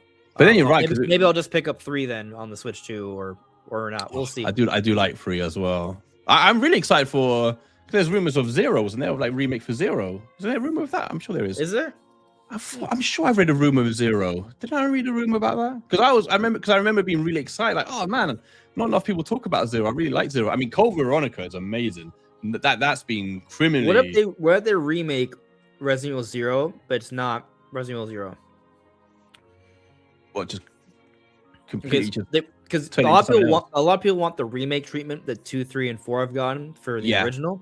Yeah, but technically the original's already been remade. It's just the remake came out in the early 2000s. But it's kind of more like just like a graphical enhancement, you know, like it's still like the traditional, like the original Resident Evil style of gameplay. Yeah. If people want that more modern style of gameplay, like what if they do give 0 that treatment, but they treat 0 as just kind of like an alternate campaign, because that's what Resident Evil is. Like Resident Evil has multiple campaigns like that. Yeah. And what if they they do the reimagining again, you know, with the re-engine for 1 and 0 as like its own thing. They give it its own name. Like maybe they call it Resident Evil Origins or something. And so you can play through Chris's campaign, Jill's, and I forget the girl's name from 0, but like you can play each campaign. Rebecca? I think it's Rebecca. It might be. No, it is Rebecca. It's Rebecca, right? Yeah. But so like you play each campaign, and like maybe they even work on it to change them up even a little bit more between Chris and Jill's. But that would be really cool. Actually. Oh man, I would love it. I'd love it. Like 0 starts so strong as well, like on the train carriage, and like, oh man, I love 0 on the GameCube as well. It just looked incredible. I remember see it on the NSO app. Oh yeah, God, yeah. That's why I've got this bad feeling we're gonna get Twilight Princess on the NSO app, and I'm just like, I'm fine with that. I just want it. I just want to buy it. I just want the HD version. That's what I want. Yeah. All right, so I think it's time to squash the backpack theory. Oh yeah. Okay. I didn't know about this until you mentioned it to me. I was like, wait, what? People are saying what? I didn't even know about this. Yeah. So All right, guys, we're gonna talk about Star Fox thing now. So let me pull up the image. Just gotta remember how I titled it. Fox. What did I title it? Well, if I search it here, I found something, but I think this one's cropped out. All right, this is it. Okay. All right, here we go.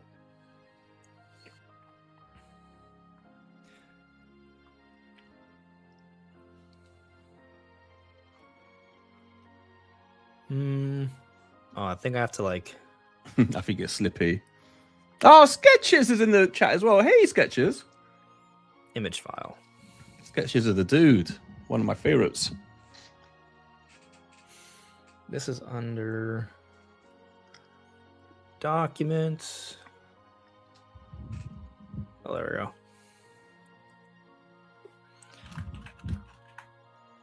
There we go. Okay. Okay.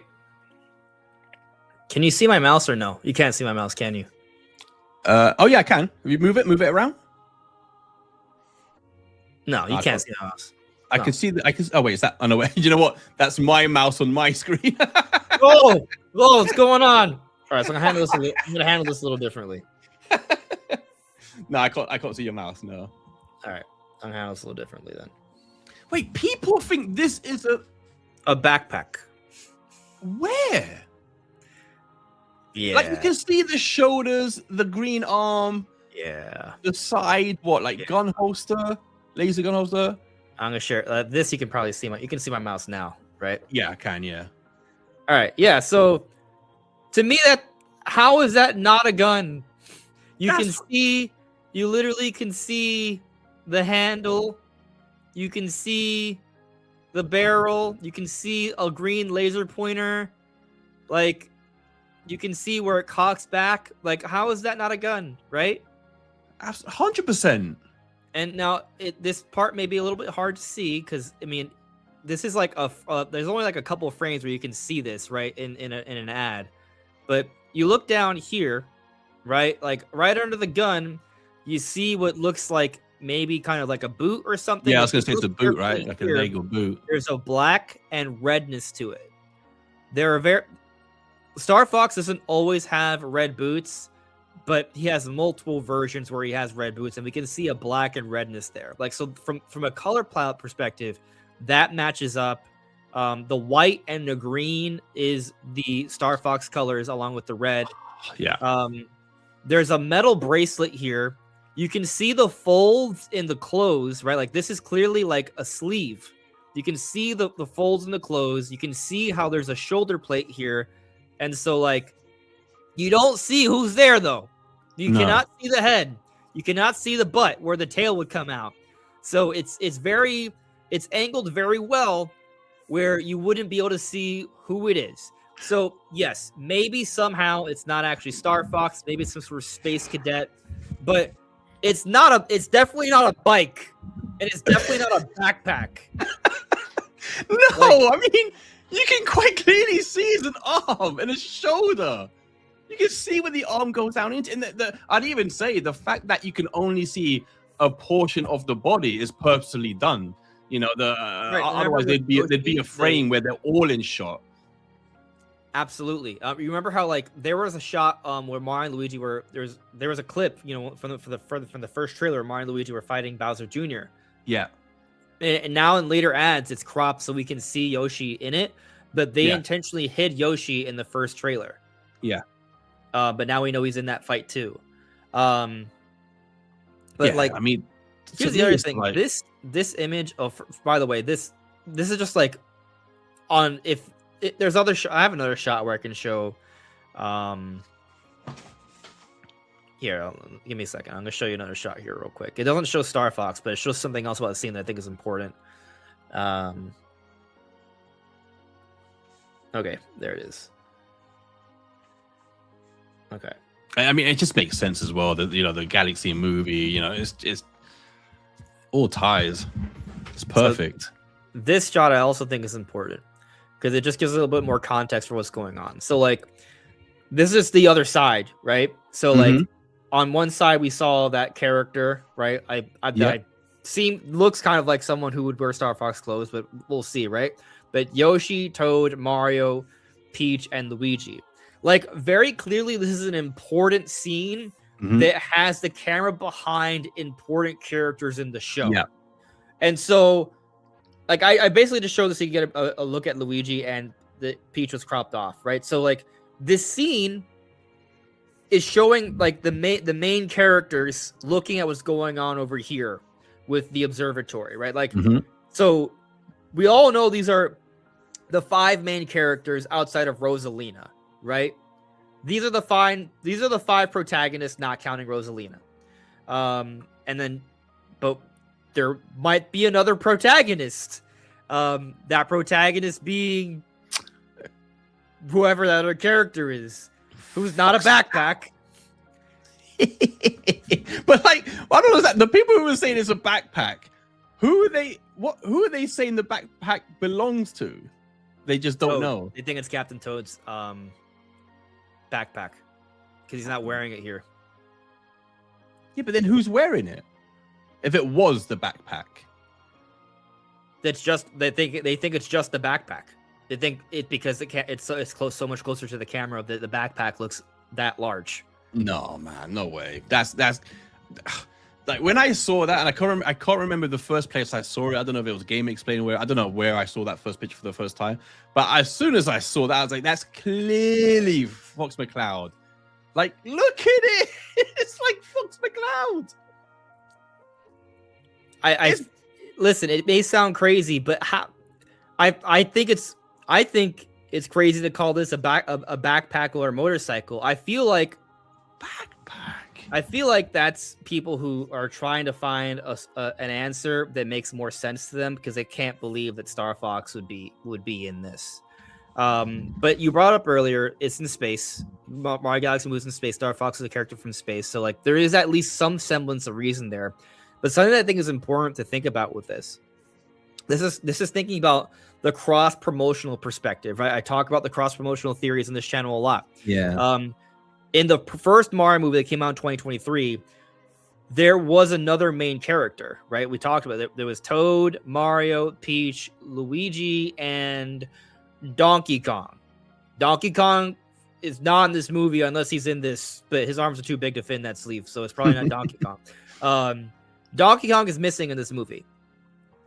But Donkey Kong, we also know both Nintendo and Universal have filed a copyright for a motion picture for Donkey Kong. So, I mean, there's already been rumors. It makes sense. There's probably a Donkey Kong movie, and that Donkey Kong movie is going to be kind of like a branch off from the Mario movie. But they already introduced Donkey Kong in the first Mario movie, which was wildly popular. Great marketing for the Donkey Kong brand. They opened the Donkey Kong Park. They came out with Country Returns HD. They had the Switch 2 version. They came out with Donkey Kong Bonanza last year as like that second big launch window title. Clearly, Nintendo had a huge plan to push Donkey Kong, and they've done it, and more is on the way. Absolutely. What if Nintendo wants to do that for another franchise? What if Star Fox is finally making a comeback? They skipped the Switch era. Maybe they're not going to skip the Switch 2 era. What if they want to have Star Fox be that cross-promotional character in this movie? DK was a cross-promotional character in the first Mario movie. Now, obviously, Donkey Kong technically is part of the Mario universe, but expanded, right? We've never actually, now that I think about it, technically, I don't think we've ever seen Donkey Kong, the Rare-made Donkey Kong, ever in a Mario game. There's Mario versus Donkey Kong. There's a Mario versus Donkey Kong. Those spin-off games. But we never seen, like, DK in the Mario universe. No, the pre-rendered Rare Donkey Kong now. There's Mario Odyssey, which kind of introduced that idea. But, you know, it wasn't modern Donkey Kong. It was classic Donkey Kong. Yeah. And then obviously classic Donkey Kong, the original game, Mario was in it, but it was just known as Jumpman then and became Mario later when he had his own games.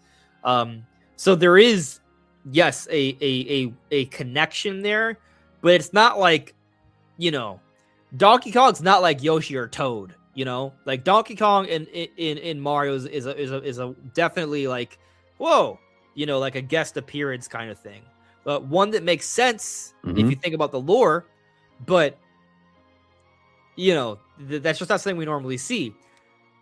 This would definitely be an even greater reach. I admit that. But it's a Galaxy movie. If Nintendo wants to bring back Star Fox, if they have a game in the works, showing off Star Fox as one of the prominent characters in this movie, there might be something to that idea. I think you're right. I think if you're not thinking long term, then maybe, I mean, we don't know. We haven't seen the film, right? And obviously, Fox McCloud is not confirmed officially, of course, right? This is a theory. Yeah.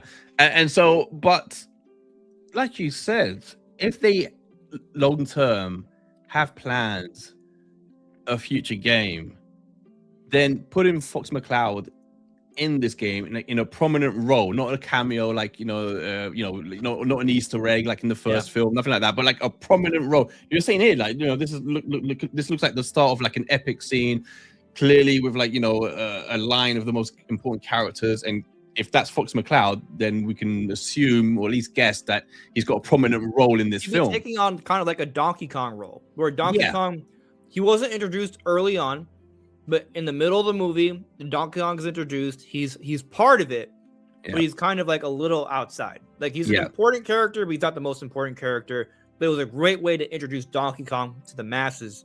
They can do something very similar for Star Fox. By the way, here's another crazy theory I have.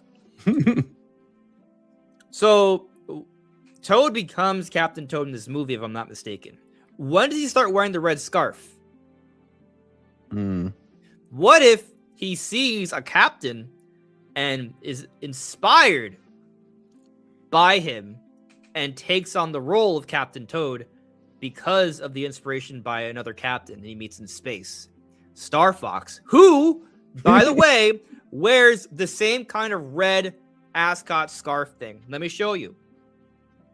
Think I'm full of it? Like, leaker, fake leaker. Yeah. Let me show you. I'm gonna pull it up. Sketches put it's Leon Kennedy. Yeah, there we go. That'd be amazing. Oh, I'd be so hyped. It no, makes but no it's sense, but I don't care. I'll just jump onto that. The point, but it's true, right? Like, the last X amount of Star Fox games obviously haven't sold, what Nintendo would have hoped for, and so putting it into a movie that in all likelihood is going to sell, generate over $1 billion of revenue, is going to put it into millions of people's eyes, and like, what perfect launch pad to then jump off into a new game. It's logical at that point, especially if they do give him a prominent role.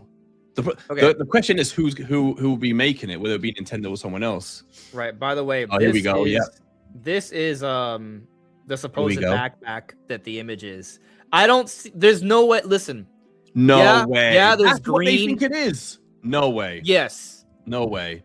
No, we don't see the light. We don't see this. Like, there's a gun with a green. There's lights. This doesn't have lights. It doesn't have like shiny little beam lights. Like, there's no way it's this. It's not a backpack, bro. That is not what we're seeing. You want to argue it's not Star Fox? Fine. But do not tell me it's a backpack. It's not a backpack. Unless the backpack gets like a futuristic super space upgrade that's a robot that wears Star Fox clothes. Like, yeah. But what I want to point out here, though, is that notice how Toad is starting to wear this, right? Where does he get the idea to start wearing something like that? Now, let me show you something. I'll show you something. Just keep in mind, Toad, we know the story, right? Toad does not like Yoshi. Yoshi is making Toad feel left out of the group. But there is a character that has a very similar. I'm trying to find there's literally every version of Star Fox has this red thing. I'm just trying to find like a nice. Okay, maybe not every version, almost every version, but I just saw as well. Is it Tiara who put? I'm one of the few who really love Star Fox Adventures. I too love Star Fox Adventures. I do too. I love that game. Okay, I'm gonna share with you this now. So keep in mind the red thing that Toad is wearing. Yeah. Right. Maybe he gets inspiration from his new buddy that he meets in space, Star Fox. Oh, I mean, look. You see the red thing? You see, Star Fox is going to teach Toad something. Toad is going to look up to Star Fox. He's going to see how much of an adventurer Star Fox is, how brave and strong and commanding he is. He's like, you know what? I can do the same thing. My friends have abandoned me for Yoshi. I'm going to become my own man. And he's going to become Captain Toad. He's going to fully dive into the character of Captain Toad because Star Fox is going to be his inspiration. And that's why he's going to start wearing that red little scarf thing, just like Star Fox. Or maybe even gets passed down to him. Maybe even gives it to him. What if, bro? Oh. It makes so much sense. Someone needs to clip this for when it happens. By the way, yeah, like notice his clothes, white and green clothes. Let's go back to the. What is that? White and green. Even the color of the boots. To the other picture that you showed, even the boots. Now, obviously, this would be a new design, right? Like all the characters have a different design, but it's clearly very similar. The color scheme, yeah, more similar than the backpack. Which, admittedly, the backpack does have a similar green, but how is this? My brain cannot manipulate that into a backpack. That's not a backpack. That's the person. This is like the thick boot. You know, this is the blaster. It has the lights. There are no lights on the backpack. There's no metal wrist plate there. There's no green sleeve. It's. You should do a vote in the chat. Like who believes it's Fox and who believes it's just something else. I mean, I'll extend that to. But Connor's saying, what about Luigi's motorbike? How is that a motorbike? And why is the motorbike featured prominently in this shot showing off all these important characters? Is Luigi's motorbike that important? But it's like I feel like you could see the white jacket or armor plate, whatever it is, the waistcoat. You can quite clearly see the arm. You can see the gun. Like you can see a fully shaped person there. Like I literally cannot see or can't think what else it could be if not Fox McCloud. And then, of course, even without looking at the shapes, the color scheme alone, the green and the white. No, come on. And the fact it's a Galaxy movie, and the fact that they're looking at something up in space. Like, where are they going to have these battles? You know?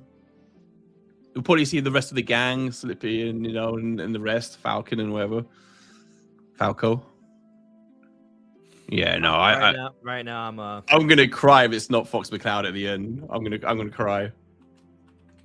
I mean, we don't know with Fox. So where's Bowser? That's a good point. Where the hell is? Bowser's shrunk. He's inside Yoshi's pocket. Yeah.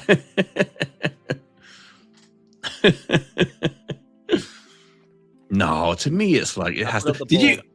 I'm not gonna mention it obviously, but like I did read somewhere that a leaked character. Oh, the Wario thing? Oh, you didn't need to say it. You didn't need to say it. I'm sorry, I just think it's fake. Oh, okay. In that case, you can say it. Okay, so you think it's fake? Because I as soon as I saw like 2 lines written about it, I looked away and I was annoyed I'd even seen that.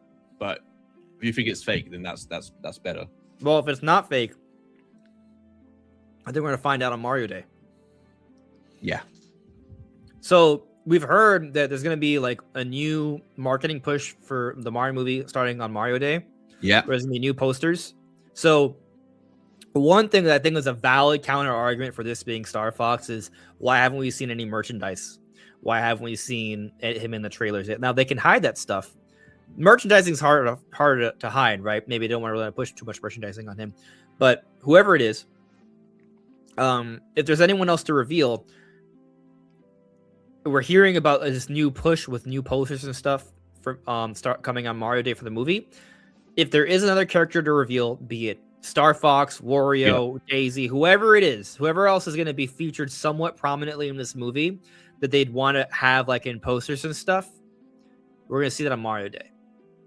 So, like, I believe if this thing here to the left is actually kind of like a prominent character and not somehow like a backpack or a motorcycle or something else. Like if it's actually a prominent character, even if it's not Star Fox, whatever, whoever it is, if it's someone, we're gonna learn about it very soon on Mario Day, around Mario Day at least. So, yeah. I'm trying to think of like whether there was something similar in the run up to the release of the first movie, whether there was a character that was kind of hidden and teased, and then we saw later on. Well, we knew Donkey Kong was gonna be in the Mario movie very early on. Yeah. What about like did we know Cranky Kong? That's what I was gonna say. Cranky and Diddy and Dixie. Did we know about them? Diddy and Dixie were just side. I don't think we did. But Diddy and Dixie didn't have really any prominent role. They were just in the audience. Yeah. Cranky Kong though had a few scenes. Yeah. I don't remember how. I don't remember if we knew about Cranky. I think. Yeah, me either. I think we speculated that. I think there was we heard about a voice actor that'd be Cranky Kong actually. Mm-hmm. Yeah, I can't remember.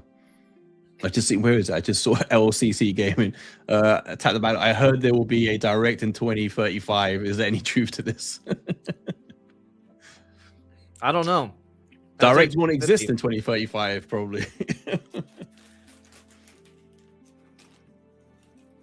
I mean, I feel like they probably will come back by then. Doubt. It's hard to imagine how things are going to be 10 years from now. Do you know what? Just off topic briefly, the one thing, because I do miss E3 and that kind of stuff. I wish, and I do like the directs, but I wish they would at least, like, I would like to hear some like live feedback from people watching it, like, I don't know, at the Nintendo store or something. Like like I'd want to hear people's reactions of when when games come up in the direct. Like I wish we were getting the feed from the store in New York or whatever, because they get to watch it live. That I wish they'd do that. That would be, I think that would be a really cool thing. As an aside. Yeah. Let's focus on that for a moment. So I see someone said it seems pretty short and stout, could be slippy. And that's what I was trying to look at in that image. I was trying to gauge the height of the character. Yeah, maybe it could be another Star Fox character, but it would be a Star Fox character. That's the point. If Slippy's in the movie, you think Fox isn't? Like, can you imagine if he wasn't? My mind would be blown. They'd be like, Nintendo would be like, we're taking a Star Fox in a new bold direction. Star Fox does not exist. What we're actually going to do is Star Fox Guard, and it's just going to be about Slippy.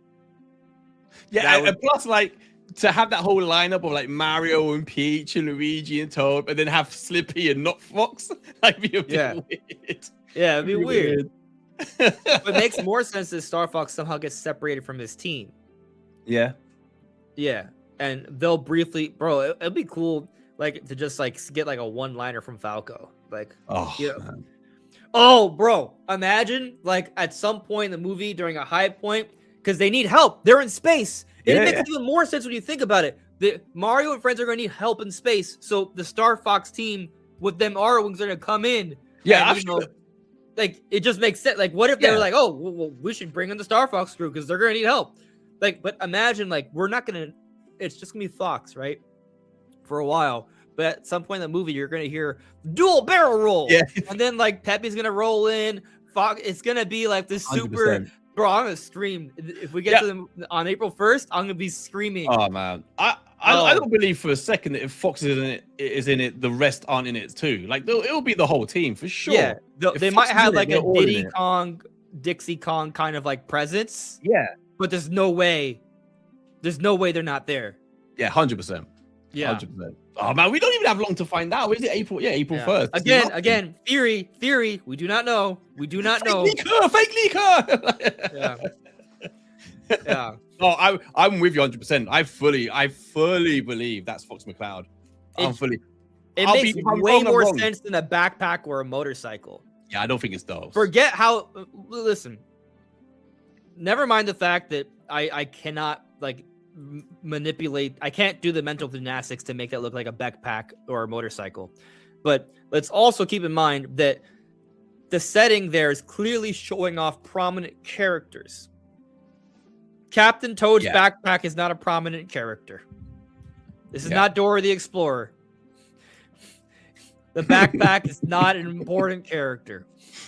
So I'm just saying, like, thematically, it also makes sense that should be a character. And clearly they have lights and a gun and armor. And, like, it's someone that's adapted to space. Yeah. It's clearly a really important scene as well. Like, it's clearly a really important scene in the movie as well, where all these characters are together. So, and it looks like they're kind of getting ready for battle or whatever. So it would make sense that, it would be Fox McCloud with them in that scenario. But yeah, like, I mean, just the more you think about it, the fact that it's in space as well, it has to be. And the fact that they weren't in the first movie, and it's still one of the biggest franchises. It's still one of the most well-known Nintendo characters.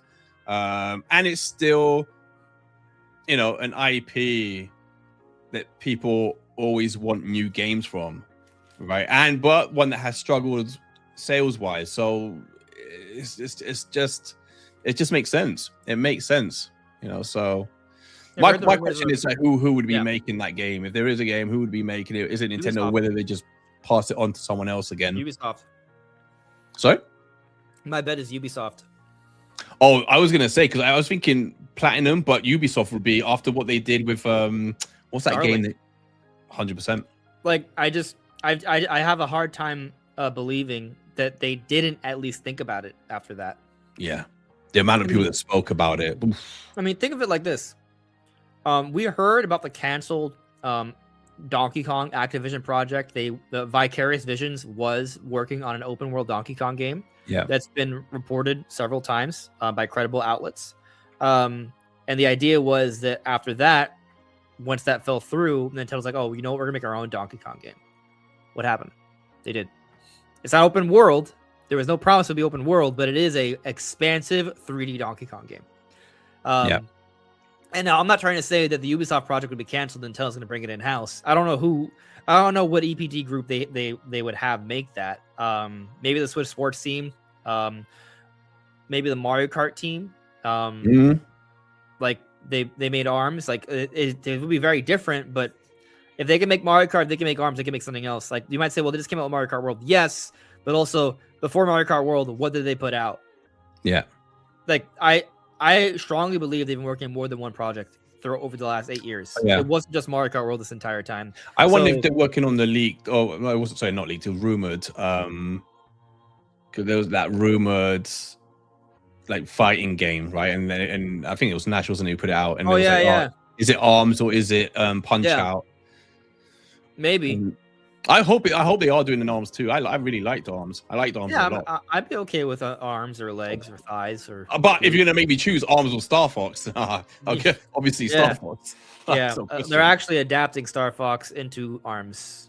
That's no, but like if I had to pick, if I had to pick a team, like there's a whole bunch of teams out there that could potentially do it. So it's hard to like think of them all. But the one that comes to mind, and I brought this up many times, is the team that made Starlink. Yeah, absolutely. There's a reason why Nintendo was like, hey, put Star Fox characters in here, and it was the best-selling version. Now, it didn't do really well, but I don't think it's because, if anything, the Star Fox stuff is what gave it a chance. Yeah.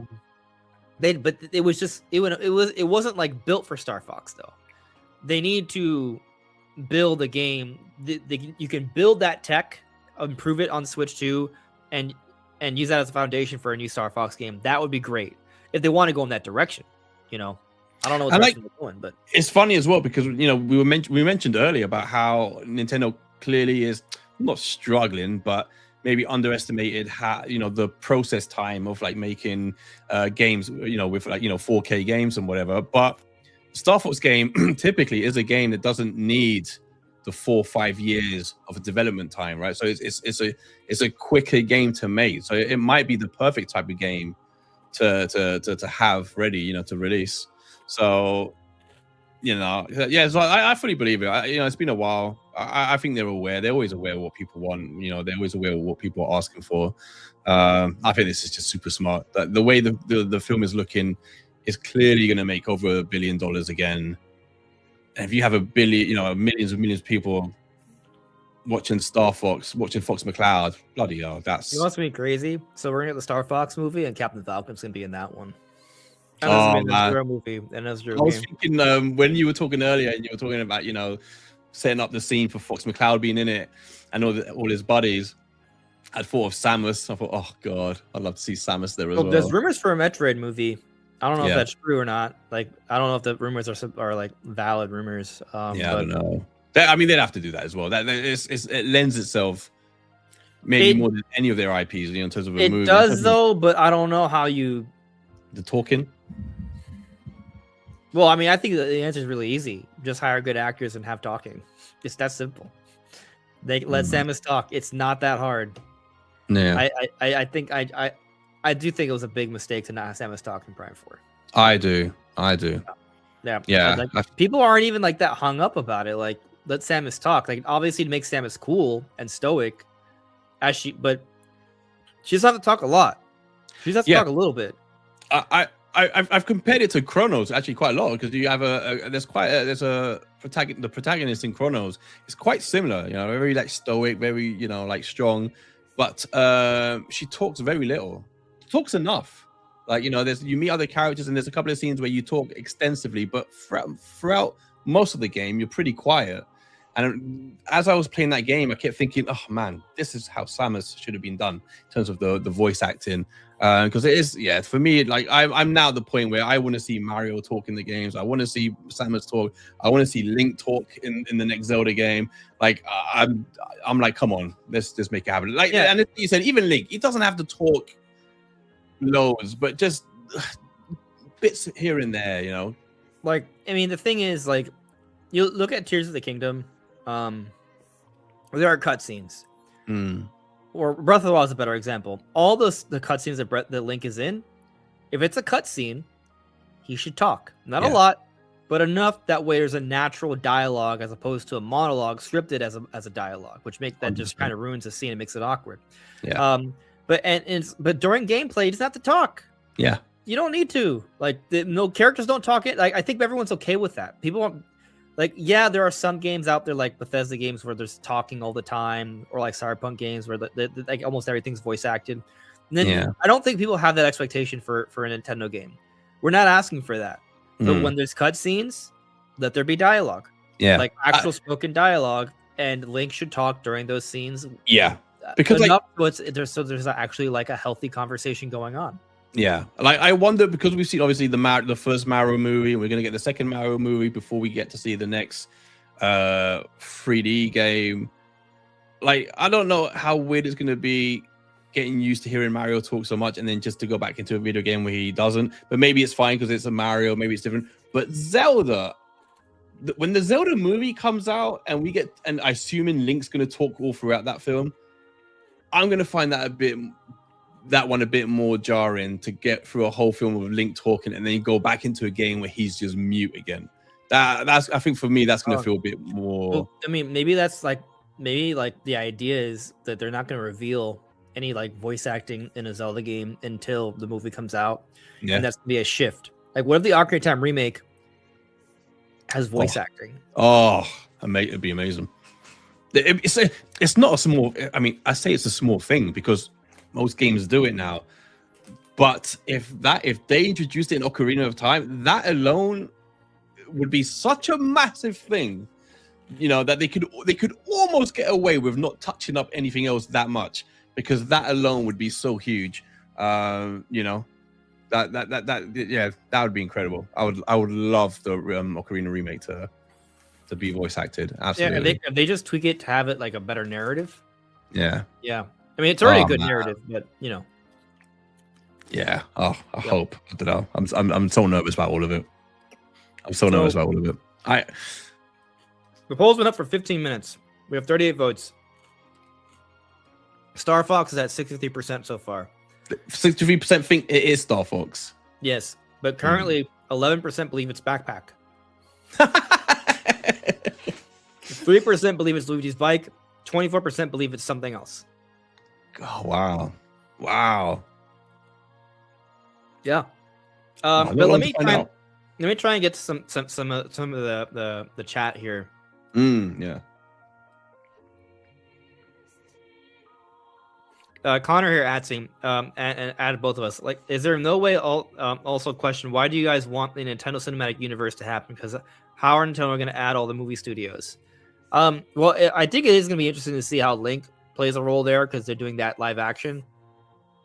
But if there's a Donkey Kong movie and they now introduce Star Fox, and that means they're going to do a Star Fox movie. I mean, I think they could really easily just if whatever. I mean, I think it would probably be animated. Right, I would assume they would make it animated. Nintendo multiverse. Well, I was just jumping to the Smash Bros. Movie. Yeah. But and then they kind of do it kind of like they're just like, yeah, here is Link in animated form. That's it. They could even use the same voice actor. Maybe they could. Same actor will you become he would be a voice actor for the animated movie, but. I don't see why they wouldn't be able to do that. No, like they could build this universe for decades now. Like they really could. Yeah. We haven't. They could get as big as Marvel. Yeah, honestly, like even the little characters we don't know about, but then even the big characters that we haven't even included Splatoon yet, Pikmin, and things like this are huge. You start throwing Fire Emblem in there as well, and like, oh my god, it's just like you can go on forever, like Wario, Waluigi, Fire Emblem could be live action. Yeah, they could have random stuff, like they could have like the Wii Fit figure just bouncing around. Like not for a movie, like not a movie on the Wii Fit trainer movie. No, just somewhere in another Mario movie somewhere, just like okay, yeah. But that's what I mean. Well, maybe if there's a Little Mac movie, Wii Fit Trainer could be like down the road. Honestly, yeah, that would be an incredible movie. Yeah, they would have opposing gyms. Yeah. Exercise philosophies. Honestly, they could just take this for decades and decades, and as long as they keep making money and stuff, Yeah, it's super exciting, man. For them, it's like imagine an Earthbound movie. Of course, that would mean they would have to start making some Earthbound games. I was gonna say, get Mother Free the movie before we get the game. Man, that's gonna be tough with all the. I mean, the reason why is the localization. Like, they would have to. Yeah, that'd be crazy. Oh, no, it's super exciting, man. I kind of almost wish I was like 15 now, like just as all this stuff is like starting and evolving. It's like what a time, man. Like if you're a teenager now, as this stuff's exploding, so exciting. Yeah. Samuel the Tiny Tuber asked me, what do you think about there being a direct on March 12th? I think that's a couple days after Mario Day. I feel like there's gonna be a direct on Mario Day. It might just be a Mario Galaxy movie direct, but it could be more. Yeah, I mean, there's just so much to show. Just of the things we know about, so like Splatoon Raiders, Fire Emblem, bunch of others, Dustbloods, Elden Ring. Where the hell is that? There's loads of things, that need updates. That we know of, and then that before we even start talking about things that we don't know about, or that Nintendo needs to reveal. And so, like, if they don't do one in March, then I don't like I put it this way, I can't believe that they would wait until June.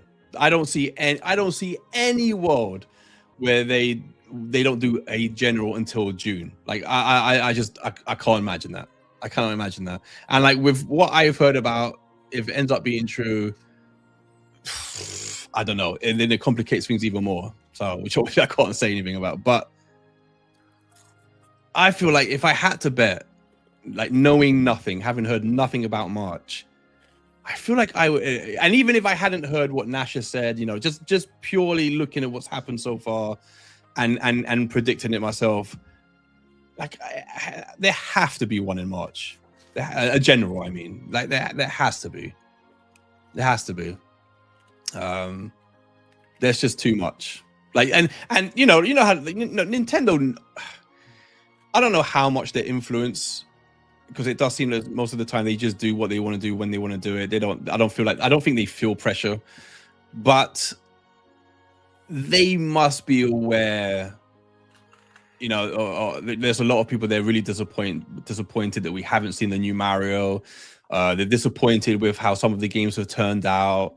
They weren't necessarily overjoyed about the partner showcase. And if they're there thinking, all right, don't worry, we'll keep them waiting until June, I don't know. I don't see that. I don't see that. Like, I think it's got to be March. Yeah. And especially if it's true that there is a Mario game and that is coming out this year and that it's supposed to be shown, then you'd want it to be shown close to the movie, I'd imagine, as well. You know, so especially if it was a Galaxy 3. Like, I don't think it is, but if it was. Super Mario Universe. Wow. Yeah. We're gonna have to see, but yeah. Sketches Harmony added me earlier. Are there any other deep cut Mario characters that haven't been spotted yet? Well, I don't know. I haven't noticed anything that I'm like, oh, that's that. But like I know like there's this Tatanga character from Mario Land that's like looks like he wears like a rocket ship thing that shoots stuff and flies around. So maybe that's involved. Did we see like the different colored Yoshis or no? In this one? Yeah. They were in the first one briefly. I don't know if we've seen any others beyond just normal Yoshi here. Okay. Yeah, I'm trying to figure out the big characters. Connor here says Rob could be in the movie since he's in a Mario Galaxy movie toy set. Well, I mean, Rob is more plausible than the backpack, in my opinion. To be that other character. I still don't think it's Rob, but, if I had to pick between Rob or backpack, I'd pick Rob. Yeah, absolutely. Yeah. I want to see Mario in one of those Bumblebee outfits from Galaxy. That'd be awesome. Yeah. That'd be really cool. Sketches of Harmony has an idea. What about Captain Olimar? Oh, damn. Yeah. My only thing about Captain Olimar is that he would be very small. Oh, wait, what? As that character? Yeah. Oh, no. I think it's a cool idea for him to be in the movie, but I don't think that's him. Him. But I mean, Captain Olimar is a little bit more believable just because I could see a scenario where he has like a taser and a suit somewhat like that, but it's not. I don't think it's Captain Olimar. No, I don't think so. Captain Olimar would have to have eaten like a giant mushroom to like be their size or something. Exactly. Because Pikmin are really small, right? And Pikmin are only a little bit smaller than Olimar. So yeah, Pikmin are tiny. Like people are giants. Like, so actually, it'd be really interesting if Pikmin were ever involved in like not live action.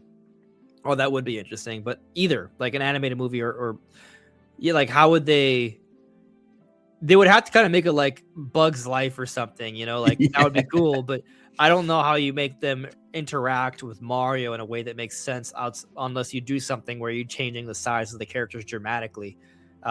So I mean, if you're going to ask me who makes the most sense, Olimar, Rob, or Star Fox still makes way more sense.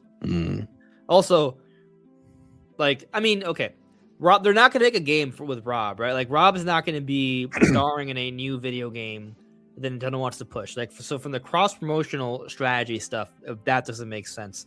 Pikmin, on the other hand, does. I could see Nintendo wanting to try to push Pikmin a little bit harder. So they found a way to include them. That, sure. Like, there's already Pikmin in Super Nintendo World. Like, maybe. But also, there is the whole size issue thing. Yeah. And also, his Olimar suit doesn't really match up that well. He doesn't really use a gun. So Star Fox is still the most likely based off what of that image, in my opinion. But I wouldn't say Olimar is like there's no chance. Like they could design Olimar to have a gun. It's not that crazy. He is someone who travels through space. Like it's not. It's not this world. Hey, Hey. yeah. It actually is out of this world. Sketches also said, "Oh, where is it? I still think the baby from Close to You is Rosalina, so I wouldn't be too surprised to see a Pikmin character." I read that because I also think the baby's Rosalina as well. I'm still convinced. That is interesting because that came out before they showed up the Mario Galaxy movie, or close to it. Or I think it was after. Close to You.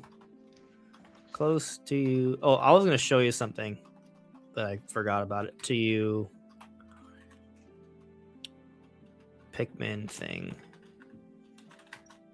Release date. That came out in October, so it was after the reveal of the Mario movie.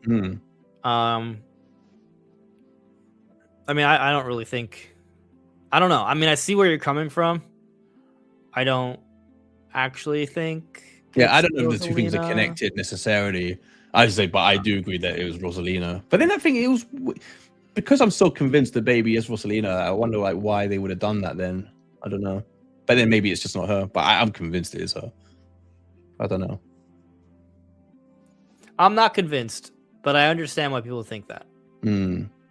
Yeah, the design matches up, but also like if you want to think of like timeline things, like in the world of Pikmin, well, I guess in this Close to You thing, Pikmin are still around.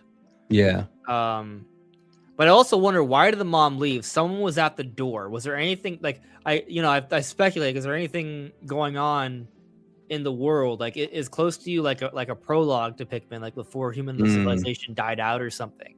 And if that's the case, how does that relate to Rosalina? Because no, I know what you mean. It's like it doesn't seem to connect. How they connect? Yeah, no, I get. Yeah, I know. But it's just, I don't know. It just looks so much like her that they must have thought when they saw that. Well, you know what? Well, actually, don't we know that it's a boy? Sorry? Like the baby. Isn't the baby a boy? Is it? I think so. Or maybe we don't know. You made us look both bad, buddy. Well, a lot of people had the theory. Well, the baby wears blue. So, I mean, 2025, 2026 now, though. 2026. Yeah, but also, that's just kind of like, I mean, there's no indicator that the baby is a girl, is what I'm trying to say. Like, no, I know what you mean. Oh, there's a pink binky, I guess. There you go. Forget what I said about 2026. Clearly, Rosalina. I'm like skimming through it, and I'll just show you what I'm looking through, I guess. I don't. Yeah, because they didn't say what that short was for, right? They literally just said, "Here's a short from like one of the." Wasn't it from the animation company that they bought out? Or... Yeah, I think it was just a demonstration of their talents. Yeah, pretty much. Yeah. See, the baby wears blue. The room is mostly blue. He does have he or she has a pink binky. I typically if a baby is a boy, you dress it as in blue. If a baby is a girl, you dress it in pink. That's kind of like the normal. But doesn't Rosalina wear blue? Rosalina wears blue, right? Sure, she wears light blue. Light blue, yeah. Yeah. Like, there's some stars there, right? Like, yeah. I mean, it Even could be the just whole like quiff, the whole hair quiff coming down the middle as well. I think it's her. Sketches, I think you're right. I'm convinced. I don't. Also, the eye colors are different, but eye color can change as you get older, I guess, or just design changes. Because I think Rosalina's eyes are blue, hers is green. I think it's a baby boy. I'm just telling you. If you just go by tradition, a baby boy would be dressed in blue. Like that's the tradition. But yeah.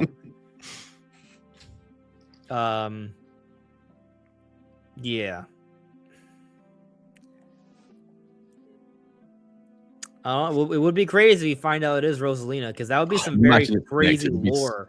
It would be so funny if this short is somehow connected to the new Mario movie. I mean, what if it is like a prologue? Like, what if we get like a Rosalina backstory? And we learn I'm telling you, I bet you it's connected to it. Sketches, you're a smart man. I'm skeptical, but you know, it'd be cool. It'd be a cool connection. We'll see. Time will tell. Or not. Well, sometimes things are just left up for debate forever. You know, because like if we don't see anything that gives us any indicators, people might still argue it's Rosalina. But they'll like I just don't think there's enough evidence. You know, but if there's something in that backstory where I'm like, oh, hold on a second, she used to be on Earth. Okay, all right. Like if we see a picture of her mom, right? Like, all right, you know, like okay, all right. Then I'd be like, oh, yeah. Like, like crazy conspiracy theories. If she knows what Pikmin are or something, like if there's something that happens in the movie that gives at least like some indication of what transpired in that Close to You short, then maybe I'll start to side with you guys on this. So we'll see. We'll see. I like thinking though. Yeah.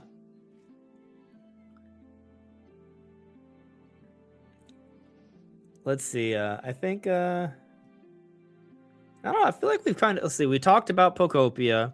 We talked a little bit about Resident Evil. The reviews came out really good. Amazing. Is it still? It's sitting on 90? I think it's still, no? Yeah, I think so. Beautiful game. Beautiful game. Although I'll say something. As hyped as I am for Requiem, and I am crazy hyped for it, if it came out on the same day as Pragmata, I might buy Pragmata before, you know, because that demo was, I love that demo. And it's got like originality about it as well. The combat's really original. The art style is like this. It's even got bits of Alien Isolation in it. Like I really liked that demo. To the point I didn't finish the demo, but not because I didn't like it, just because I started playing it. I was at my father's house and he was like, why are you playing that? Watch the I'm like, I don't want to watch the football game. But I decided to put it down because he really wanted, he felt like I wasn't appropriately participating. Yeah. Fair enough. I'll tell you, it was a really, really good. I honored him. I was like, all right. Yeah. You have to. Yeah. So you have to. Yeah, no, honestly, I was very surprised, or like pleasantly surprised. It felt fresh. That's the thing. That's what I liked about it. Just the combat alone felt so fresh, and I thought, oh, this is clearly a game where there's going to be a lot of what would you call it? Like trying new things out, you know? Sure. Yeah. I mean, from the little I played, I thought it was cool. Like, oh, they're coming at me, but I gotta like, you know, yeah. You kind of like have to think of two things at once, which is exactly. Yeah. And so I want to see where it goes. But if I only had enough money to buy one that particular day and they both came out, I think I might be swayed by Pragmata. Well, good thing they come out in separate months. So yeah, fortunately, yeah, exactly. Exactly. Yeah. So no, I'm excited. I'm excited for it. Oh yeah. A lot of people really praise the Grace parts because they say it's like true horror. That's a good question. Like, which part are you? Well, which part are you more excited to play, and are you excited to play in first or third person? I'm really happy that they have a recommended first person. Like you can switch the perspectives, but it's recommended to play Grace's campaign in first person and Leon's in third, which I'm all for because it's kind of like. Playing Requiem's almost gonna like the Leon part is kind of playing like a sequel to Resident Evil 4. Yeah. Which Resident Evil 4 is one of my favorite games ever. So like I'm like, oh yeah, give me more story on Leon. Leon's my favorite Resident Evil character. I've been campaigning for him to get into Smash. I think with this recent Requiem release, even more so. He has an amiibo. Come on. Yeah. Like if anyone has the strongest claim to be added to Smash Brothers from Capcom, 100%. Outside of Mega Man, obviously, it would be. Leon. 100%. Some people might argue like Chris, but like Leon for sure. 100%. Leon just has way more personality, and his release and the games that have focused on him have been have coincided with Nintendo more so. So yeah, I'd even have Wesker before Chris, to be honest. Wesker's badass. Wesker's crazy. Oh, yeah. I tell you something. This is not based on it because I know there's people that leaked the game, whatever. Requiem. I mean, I've personally not read anything. I don't want to be spoiled. No. Yeah, exactly. So this is something, a question I've asked myself months ago about this game. Looking at not months ago, but when we first saw Leon in the trailer, and I've had this discussion with my brother and a bunch of other like Resident Evil fans, and it was me saying to them, man, what if they kill off Leon in Requiem? And like, what? I'm like, what if they kill? I want to point out, we've had this exact. Have we had this conversation? Me and you had this exact same conversation. I'm telling you, I'm convinced still. I don't know why. Well, I mean, I just feel like he does have a plague. Like, there's something wrong with him. I feel like it'll be like one of those hero sacrifices, you know, like that. Maybe that's what happens. Again, obviously, I don't know nothing about it. I've purposely stayed away from any type of anything. This is just something I've always thought, man, I wonder if that's why they've brought him back. I wonder if that's what happens. I'd be sad, but it could be such a badass way to go out. Because maybe for the next Resident Evil, maybe they just want to go in, new direction. They have to at some point start a new thread, gone right? in a new direction. They're bringing Leon back. Like 7 and 8 didn't. I mean, I guess Chris is an 8, right? But he's not the main character. Yeah. So that's why I think they brought him back. I'm convinced. I don't know why. I don't know, man. But it's all right, because if you don't want it to happen, you just don't play that far. You just don't finish the game. Or maybe they add Leon to Smash. You just play Smash Brothers forever. Yeah.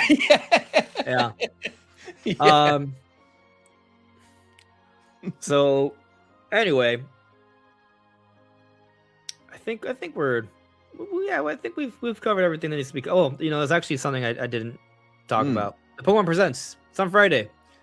We're finally going to see the 10th generation of Pokemon. Are you at all excited about this? I know you're not the biggest Pokemon guy. Pokemon it just doesn't. It's never grabbed me, man. And to be honest, I felt quite sad about that, because when I see how excited people get about it, I'm like, man, like I wish I was into it, because people get super excited about it. But saying that, I am determined to start with Gen 10, because I've heard even more excitement about it, and it seems from the little I've heard about it, because I don't even really cover it in news because I know so little about it. Sure. I don't think it's fair for me to even cover it much. But from what I've seen, it seems as though people are more excited for Gen 10, as in it looks as though there's actual jumps that they've been asking for a long time. No. Yeah. Rumors. I mean, from the leaks and whatever. I would say it's more than a rumor, because we have leaked documentation. Yes. We have leaked footage. We have leaked screenshots. Yeah. Of early versions of the game. Yes. So we don't know how it's going to be in the final form, like very early versions, but the early versions are promising when compared to the early versions of Scarlet and Violet. Yeah. So, like, supposedly they're working a lot more like environmental effects and details. So like there's going to be diving, it's going to be a lot more interaction with the Pokemon and moving around in the environment. So that's all. It sounds, there's promising stuff, and Nate the Hate did hear that the game's supposedly going to be visually pleasing. Which, yeah, exactly. Again, I'm sure that's for Pokemon standards, right? Like it's probably gonna be a nice step up for Pokemon standards. Mm-hmm. I wouldn't expect it to look like Horizon, Like, I think that's probably asking too much. Some people have complained that maybe there's no reason why Pokemon can't look like Monster Hunter Stories 3. That does look pretty good. I'll say that Stories 3 doesn't have as much going on in the environment as Pokemon does, because there's a lot more creatures. So I think that should be taken into account. But definitely Monster Hunter Stories is very similar. You're capturing monsters, you're roaming around. It's a cel-shaded game. It's an RPG. There's a lot of similarities. And that game looks really good. So I think it's probably one of the most fair comparisons you could make, actually. Yeah. But I still think it's worth noting that there's a lot more to keep in mind when it comes to Pokemon. There's a lot more they have to design for with all the different Pokemon models, keeping those up to date. All the long list of different elements and nuances to the RPG mechanics. Like, there's a lot going on. But yeah, I mean, I definitely think there's reason for optimism. I'm excited. Like, I'm gonna be really excited once we see it. Like, I'm not like this is. I don't have like Mario, Zelda, Metroid levels of anticipation here. I'll say that. But and a lot of that has to do with the fact that the last few generations haven't really hit as much as I would have wanted them to. But you know, I think there's reason to believe that this is going to be a better thing than Scarlet and Violet. Yeah, and Legends ZA for that matter. So, and I don't think Legends ZA was bad. Just for the record, I just think Legends ZA was smaller scale. This is gonna be a larger scale thing that we're waiting a longer time for. And I think that supposedly, according to the Terra Leaks, this is gonna be switched to exclusive. Yeah. Will it actually be switched to exclusive? We'll see. I think it actually. I mean, it would benefit the game if it is switched to exclusive, so it can focus on just making it for that powerful far more powerful hardware, not spreading yourselves too thin, working for two consoles, and you know. Like, you look at Legend of ZA, like it's fine, but I do feel like maybe the way they designed it so it could also run well on Switch 1. So yeah, of course. If they have to design the next game so they can run well on Switch 1, then that would hold it back, right? So I hope it's switched to exclusive. And also, if it is, that would probably mean extraordinary sales for Switch 2 this year. Just saying. Because it'd be for like the typical November release time. Yeah. It would probably be November. It's November. Probably. Yeah. Which maybe is fine, right? It'd be like GTA 6. Yeah. It'd be like GTA 6 territory, right? Yeah.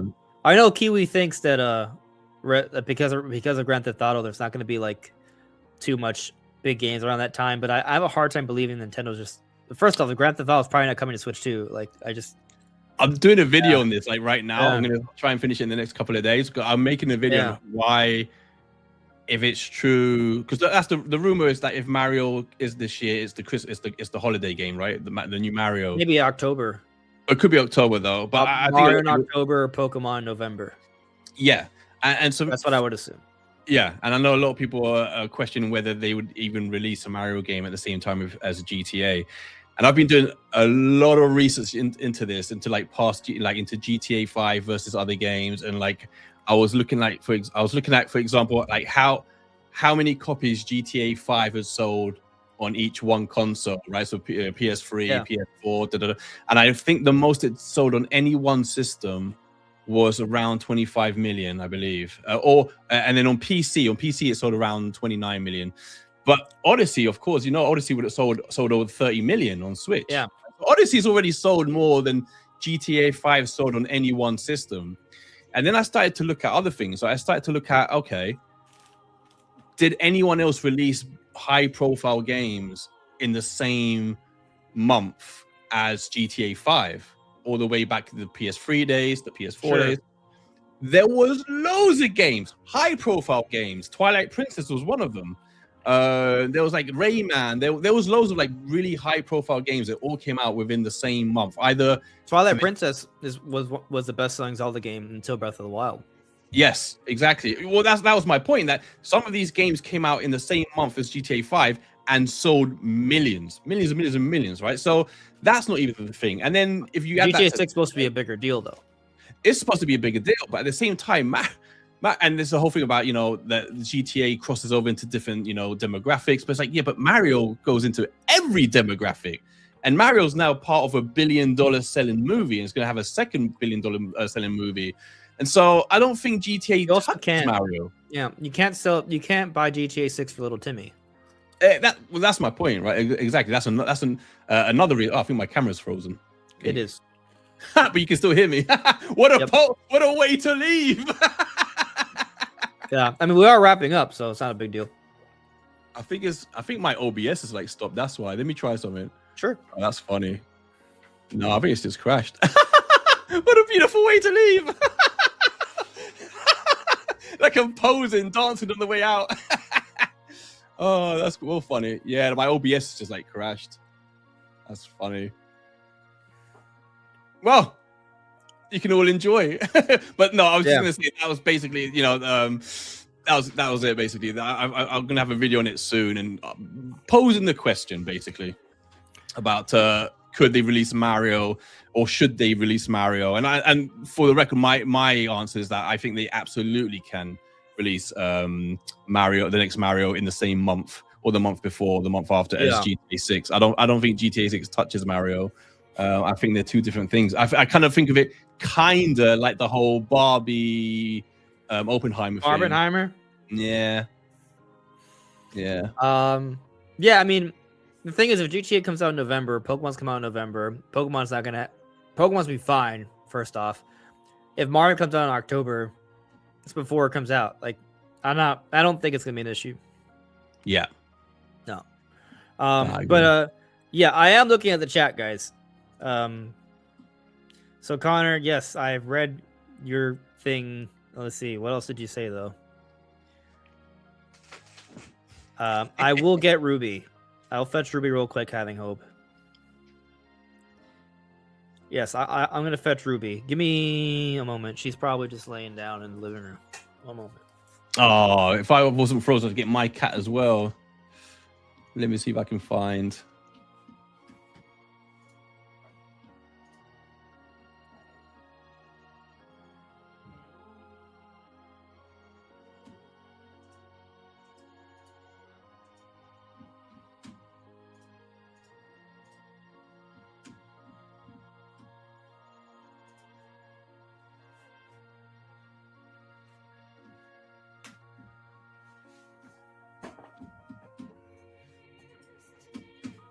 Oh, careful now. Don't leave. Don't leave. Don't leave yet. No. Come back. David, come back. Oh, she stopped. I'm trying to get my camera back, but she's out the door actually. Hold on. This might work. Ruby. Hey. There you go. I'm back. Ruby. She's just chilling. Oh, I should get my fat cat. We did that last time. Did you remember? Yeah. Well, no, my fat cat's outside somewhere. Oh my lord. Bless. Yeah. Does your cat ever get on your back? You're like, all right, I can't move now. Yeah, always. But my cat, your cat actually looks like really like good natured. My cat's so moody, like just so moody. Hates being picked up, meows all the time, runs away as soon as I walk in, just likes to be fed, and that's it. And she's fat, like super fat. Does she do the thing where they grabs your arm and they'll start like kicking at you and scratching you? Yeah. I've got like scratches all over my arms actually. Yeah. From this morning I tried to pick her up. Yeah, it's proper hooligan. And cats I had before, they would slash me up, but it almost never happens. Like, oh really? I see you got a nice one. That's rare. Bloody hell. That's lucky. Yeah, she's pretty chill. And she's got claws. She's just she knows to not use them on me, I guess. Super lucky. Yeah.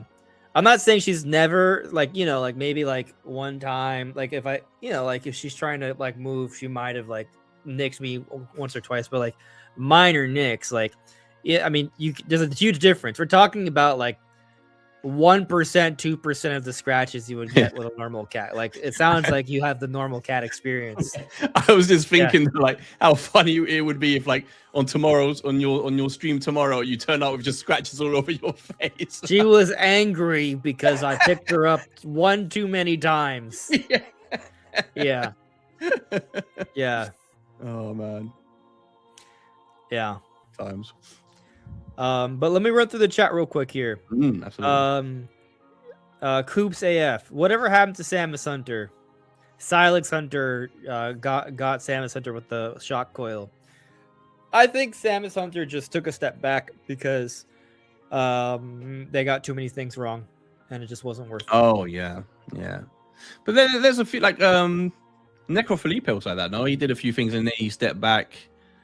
After he leaked some things, and I think he said no, he didn't like the attention or something as well. Yeah, and I was like, yeah, I feel that's why I've said like I think after this next thing, whether it happens or not, I think I'm just gonna step back. It's too It's too much. You know what it is as well. It's not even. I tell you what's worse. The insults don't really bother me because I can, I pull up something and say, look, this is actually what I've said so far. I've had nothing incorrect. So I've seen the chat, guys. I'll get to it. So that doesn't bother me too much. What bothers me is people misquoting me or spreading misinformation. That bugs me. And even from that, it's not even so much people on X or whatever. It's like people who should know better, right? So it's like people who have massive audiences on YouTube or publications like My Nintendo News and stuff like that bugs me the most. That's like, because they affect everything else, and they affect what people read. I'll tell you, there are times when bigger creators speak on certain subjects and I feel the effects afterwards. Yeah. And I'm not going to name any names. It's happened more than once with different creators that don't do research, speak on a subject. They're wrong. They misportray something, and everyone believes them because they're way bigger creators. They're bigger, yeah. They didn't care to do the research, and then I see it reflected in my comments. Like, oh, well, this, like, well, that's not what happened. Yeah, but, that for me is that's the biggest thing for me. That bugs me a lot because it's because it's so easily avoidable. That's what it is. So yeah, I can see why people take a step back. Yeah. Anyway, I see here Connor adds me. Andres attacked the backlog. Okay, so one day ago was Return of Dreamland Deluxe's 3rd anniversary. So do you think there could be a chance a triple deluxe plus Planet Robot pack could happen? I don't think the anniversary is going to strengthen the chance of it happening. So I don't know. What I will actually, I'll say this: there's usually something Kirby every year. Yeah. So there's got to be some kind of Kirby thing this year. We did hear about the Kirby Planet Robobot, thing, from Nate to Hate. Never materialized. Maybe it was delayed to this year. And if that's the case, maybe we see it this year. Mm. It's possible. Yeah. Yeah. Well, normally Kirby stuff comes out like in the first half of the year. Not always, but oftentimes. So nothing's been announced yet. I don't think there's really time for anything like that to come out in the first half, but maybe it could be like a late summer thing. We did just get Air Riders in November, though. Yeah, exactly. I know it's not made by HAL, so it's a little different. HAL likes to put out these Kirby things with regularity. Not HAL. Actually, I think it is HAL. Yeah. It's HAL, but we don't have any dates past April, right, for Nintendo stuff? No. Past April. No. Yeah. So that's another reason there's got to be a direct in March. It has to be. But if it's only a partner showcase, then What, in March? Yeah, I don't think we're getting a partner showcase in March. Like I think Nintendo could potentially make some social media announcements to push things back a little bit. Like if even though I do believe there could be more things in April still, because Tomodachi Life and the physical release for Xenoblade Chronicles X are the same day. And also I don't think the Switch edition of Xenoblade Chronicles X is that big of a deal. That's why they're coming out. They're coming out on the same day, right? Like so they could fit something else into April, like a few weeks later, potentially.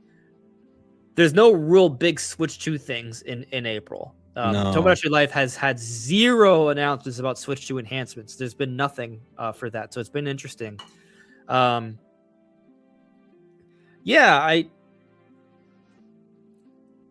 You would think. I mean, one thing is certain is that the latest they can wait, the absolute latest, is sometime in April. Before they start making more first-party announcements. That doesn't mean in general it'll have to happen before April, but it just means that you just look at the release dates. They're gonna have to start giving us release dates. Yeah, probably. I mean, I think March makes more sense, right? But they could wait all the way until April to start making more announcements if they have nothing else in April. So they could, but we'll see. And maybe Kirby Planet Robobot and Triple Team Deluxe will will come out. We'll see. Yeah. Anyway, we haven't gotten did we get a Switch Pikmin Switch 2 edition? No. Pikmin 4. No, we haven't got that. Yeah. No. That no should be a thing. Switch 2 edition. That'd be nice. Yeah. I hope it comes with like some sort of new content. Oh yeah. And by new content, I hope it's not like, oh well, here's some more multiplayer. No, I am so tired of it. Same. I don't care. Same. About Bell Park. No. You give me like some more like campaign. Yeah. I'm all in. 100%. Fully agree. Actually, I do eventually want to give the Kirby Switch edition a go because I know they added some new actual content there. So that is interesting to me. Yeah. But anyway, I feel like we've covered enough for tonight. Attack the Backlog. Thank you for coming on. It's always a great time with you. I'll do it always. It's always an honor to be here with you, my friend. Always enjoy our chats. Always enjoy the company of your chat, your viewers. So it's an honor for me to be here. So thank you so much for inviting me, my friend, and thank you so much to everyone in the chat as well. Yeah. His channel is linked in the description below, by the way. So check him out. But we'll see you soon, guys. I mean, I'm gonna be streaming again on Friday because the Pokemon Presents. So stay tuned for that, and there will be some videos. Anyways, take care. Bye, guys.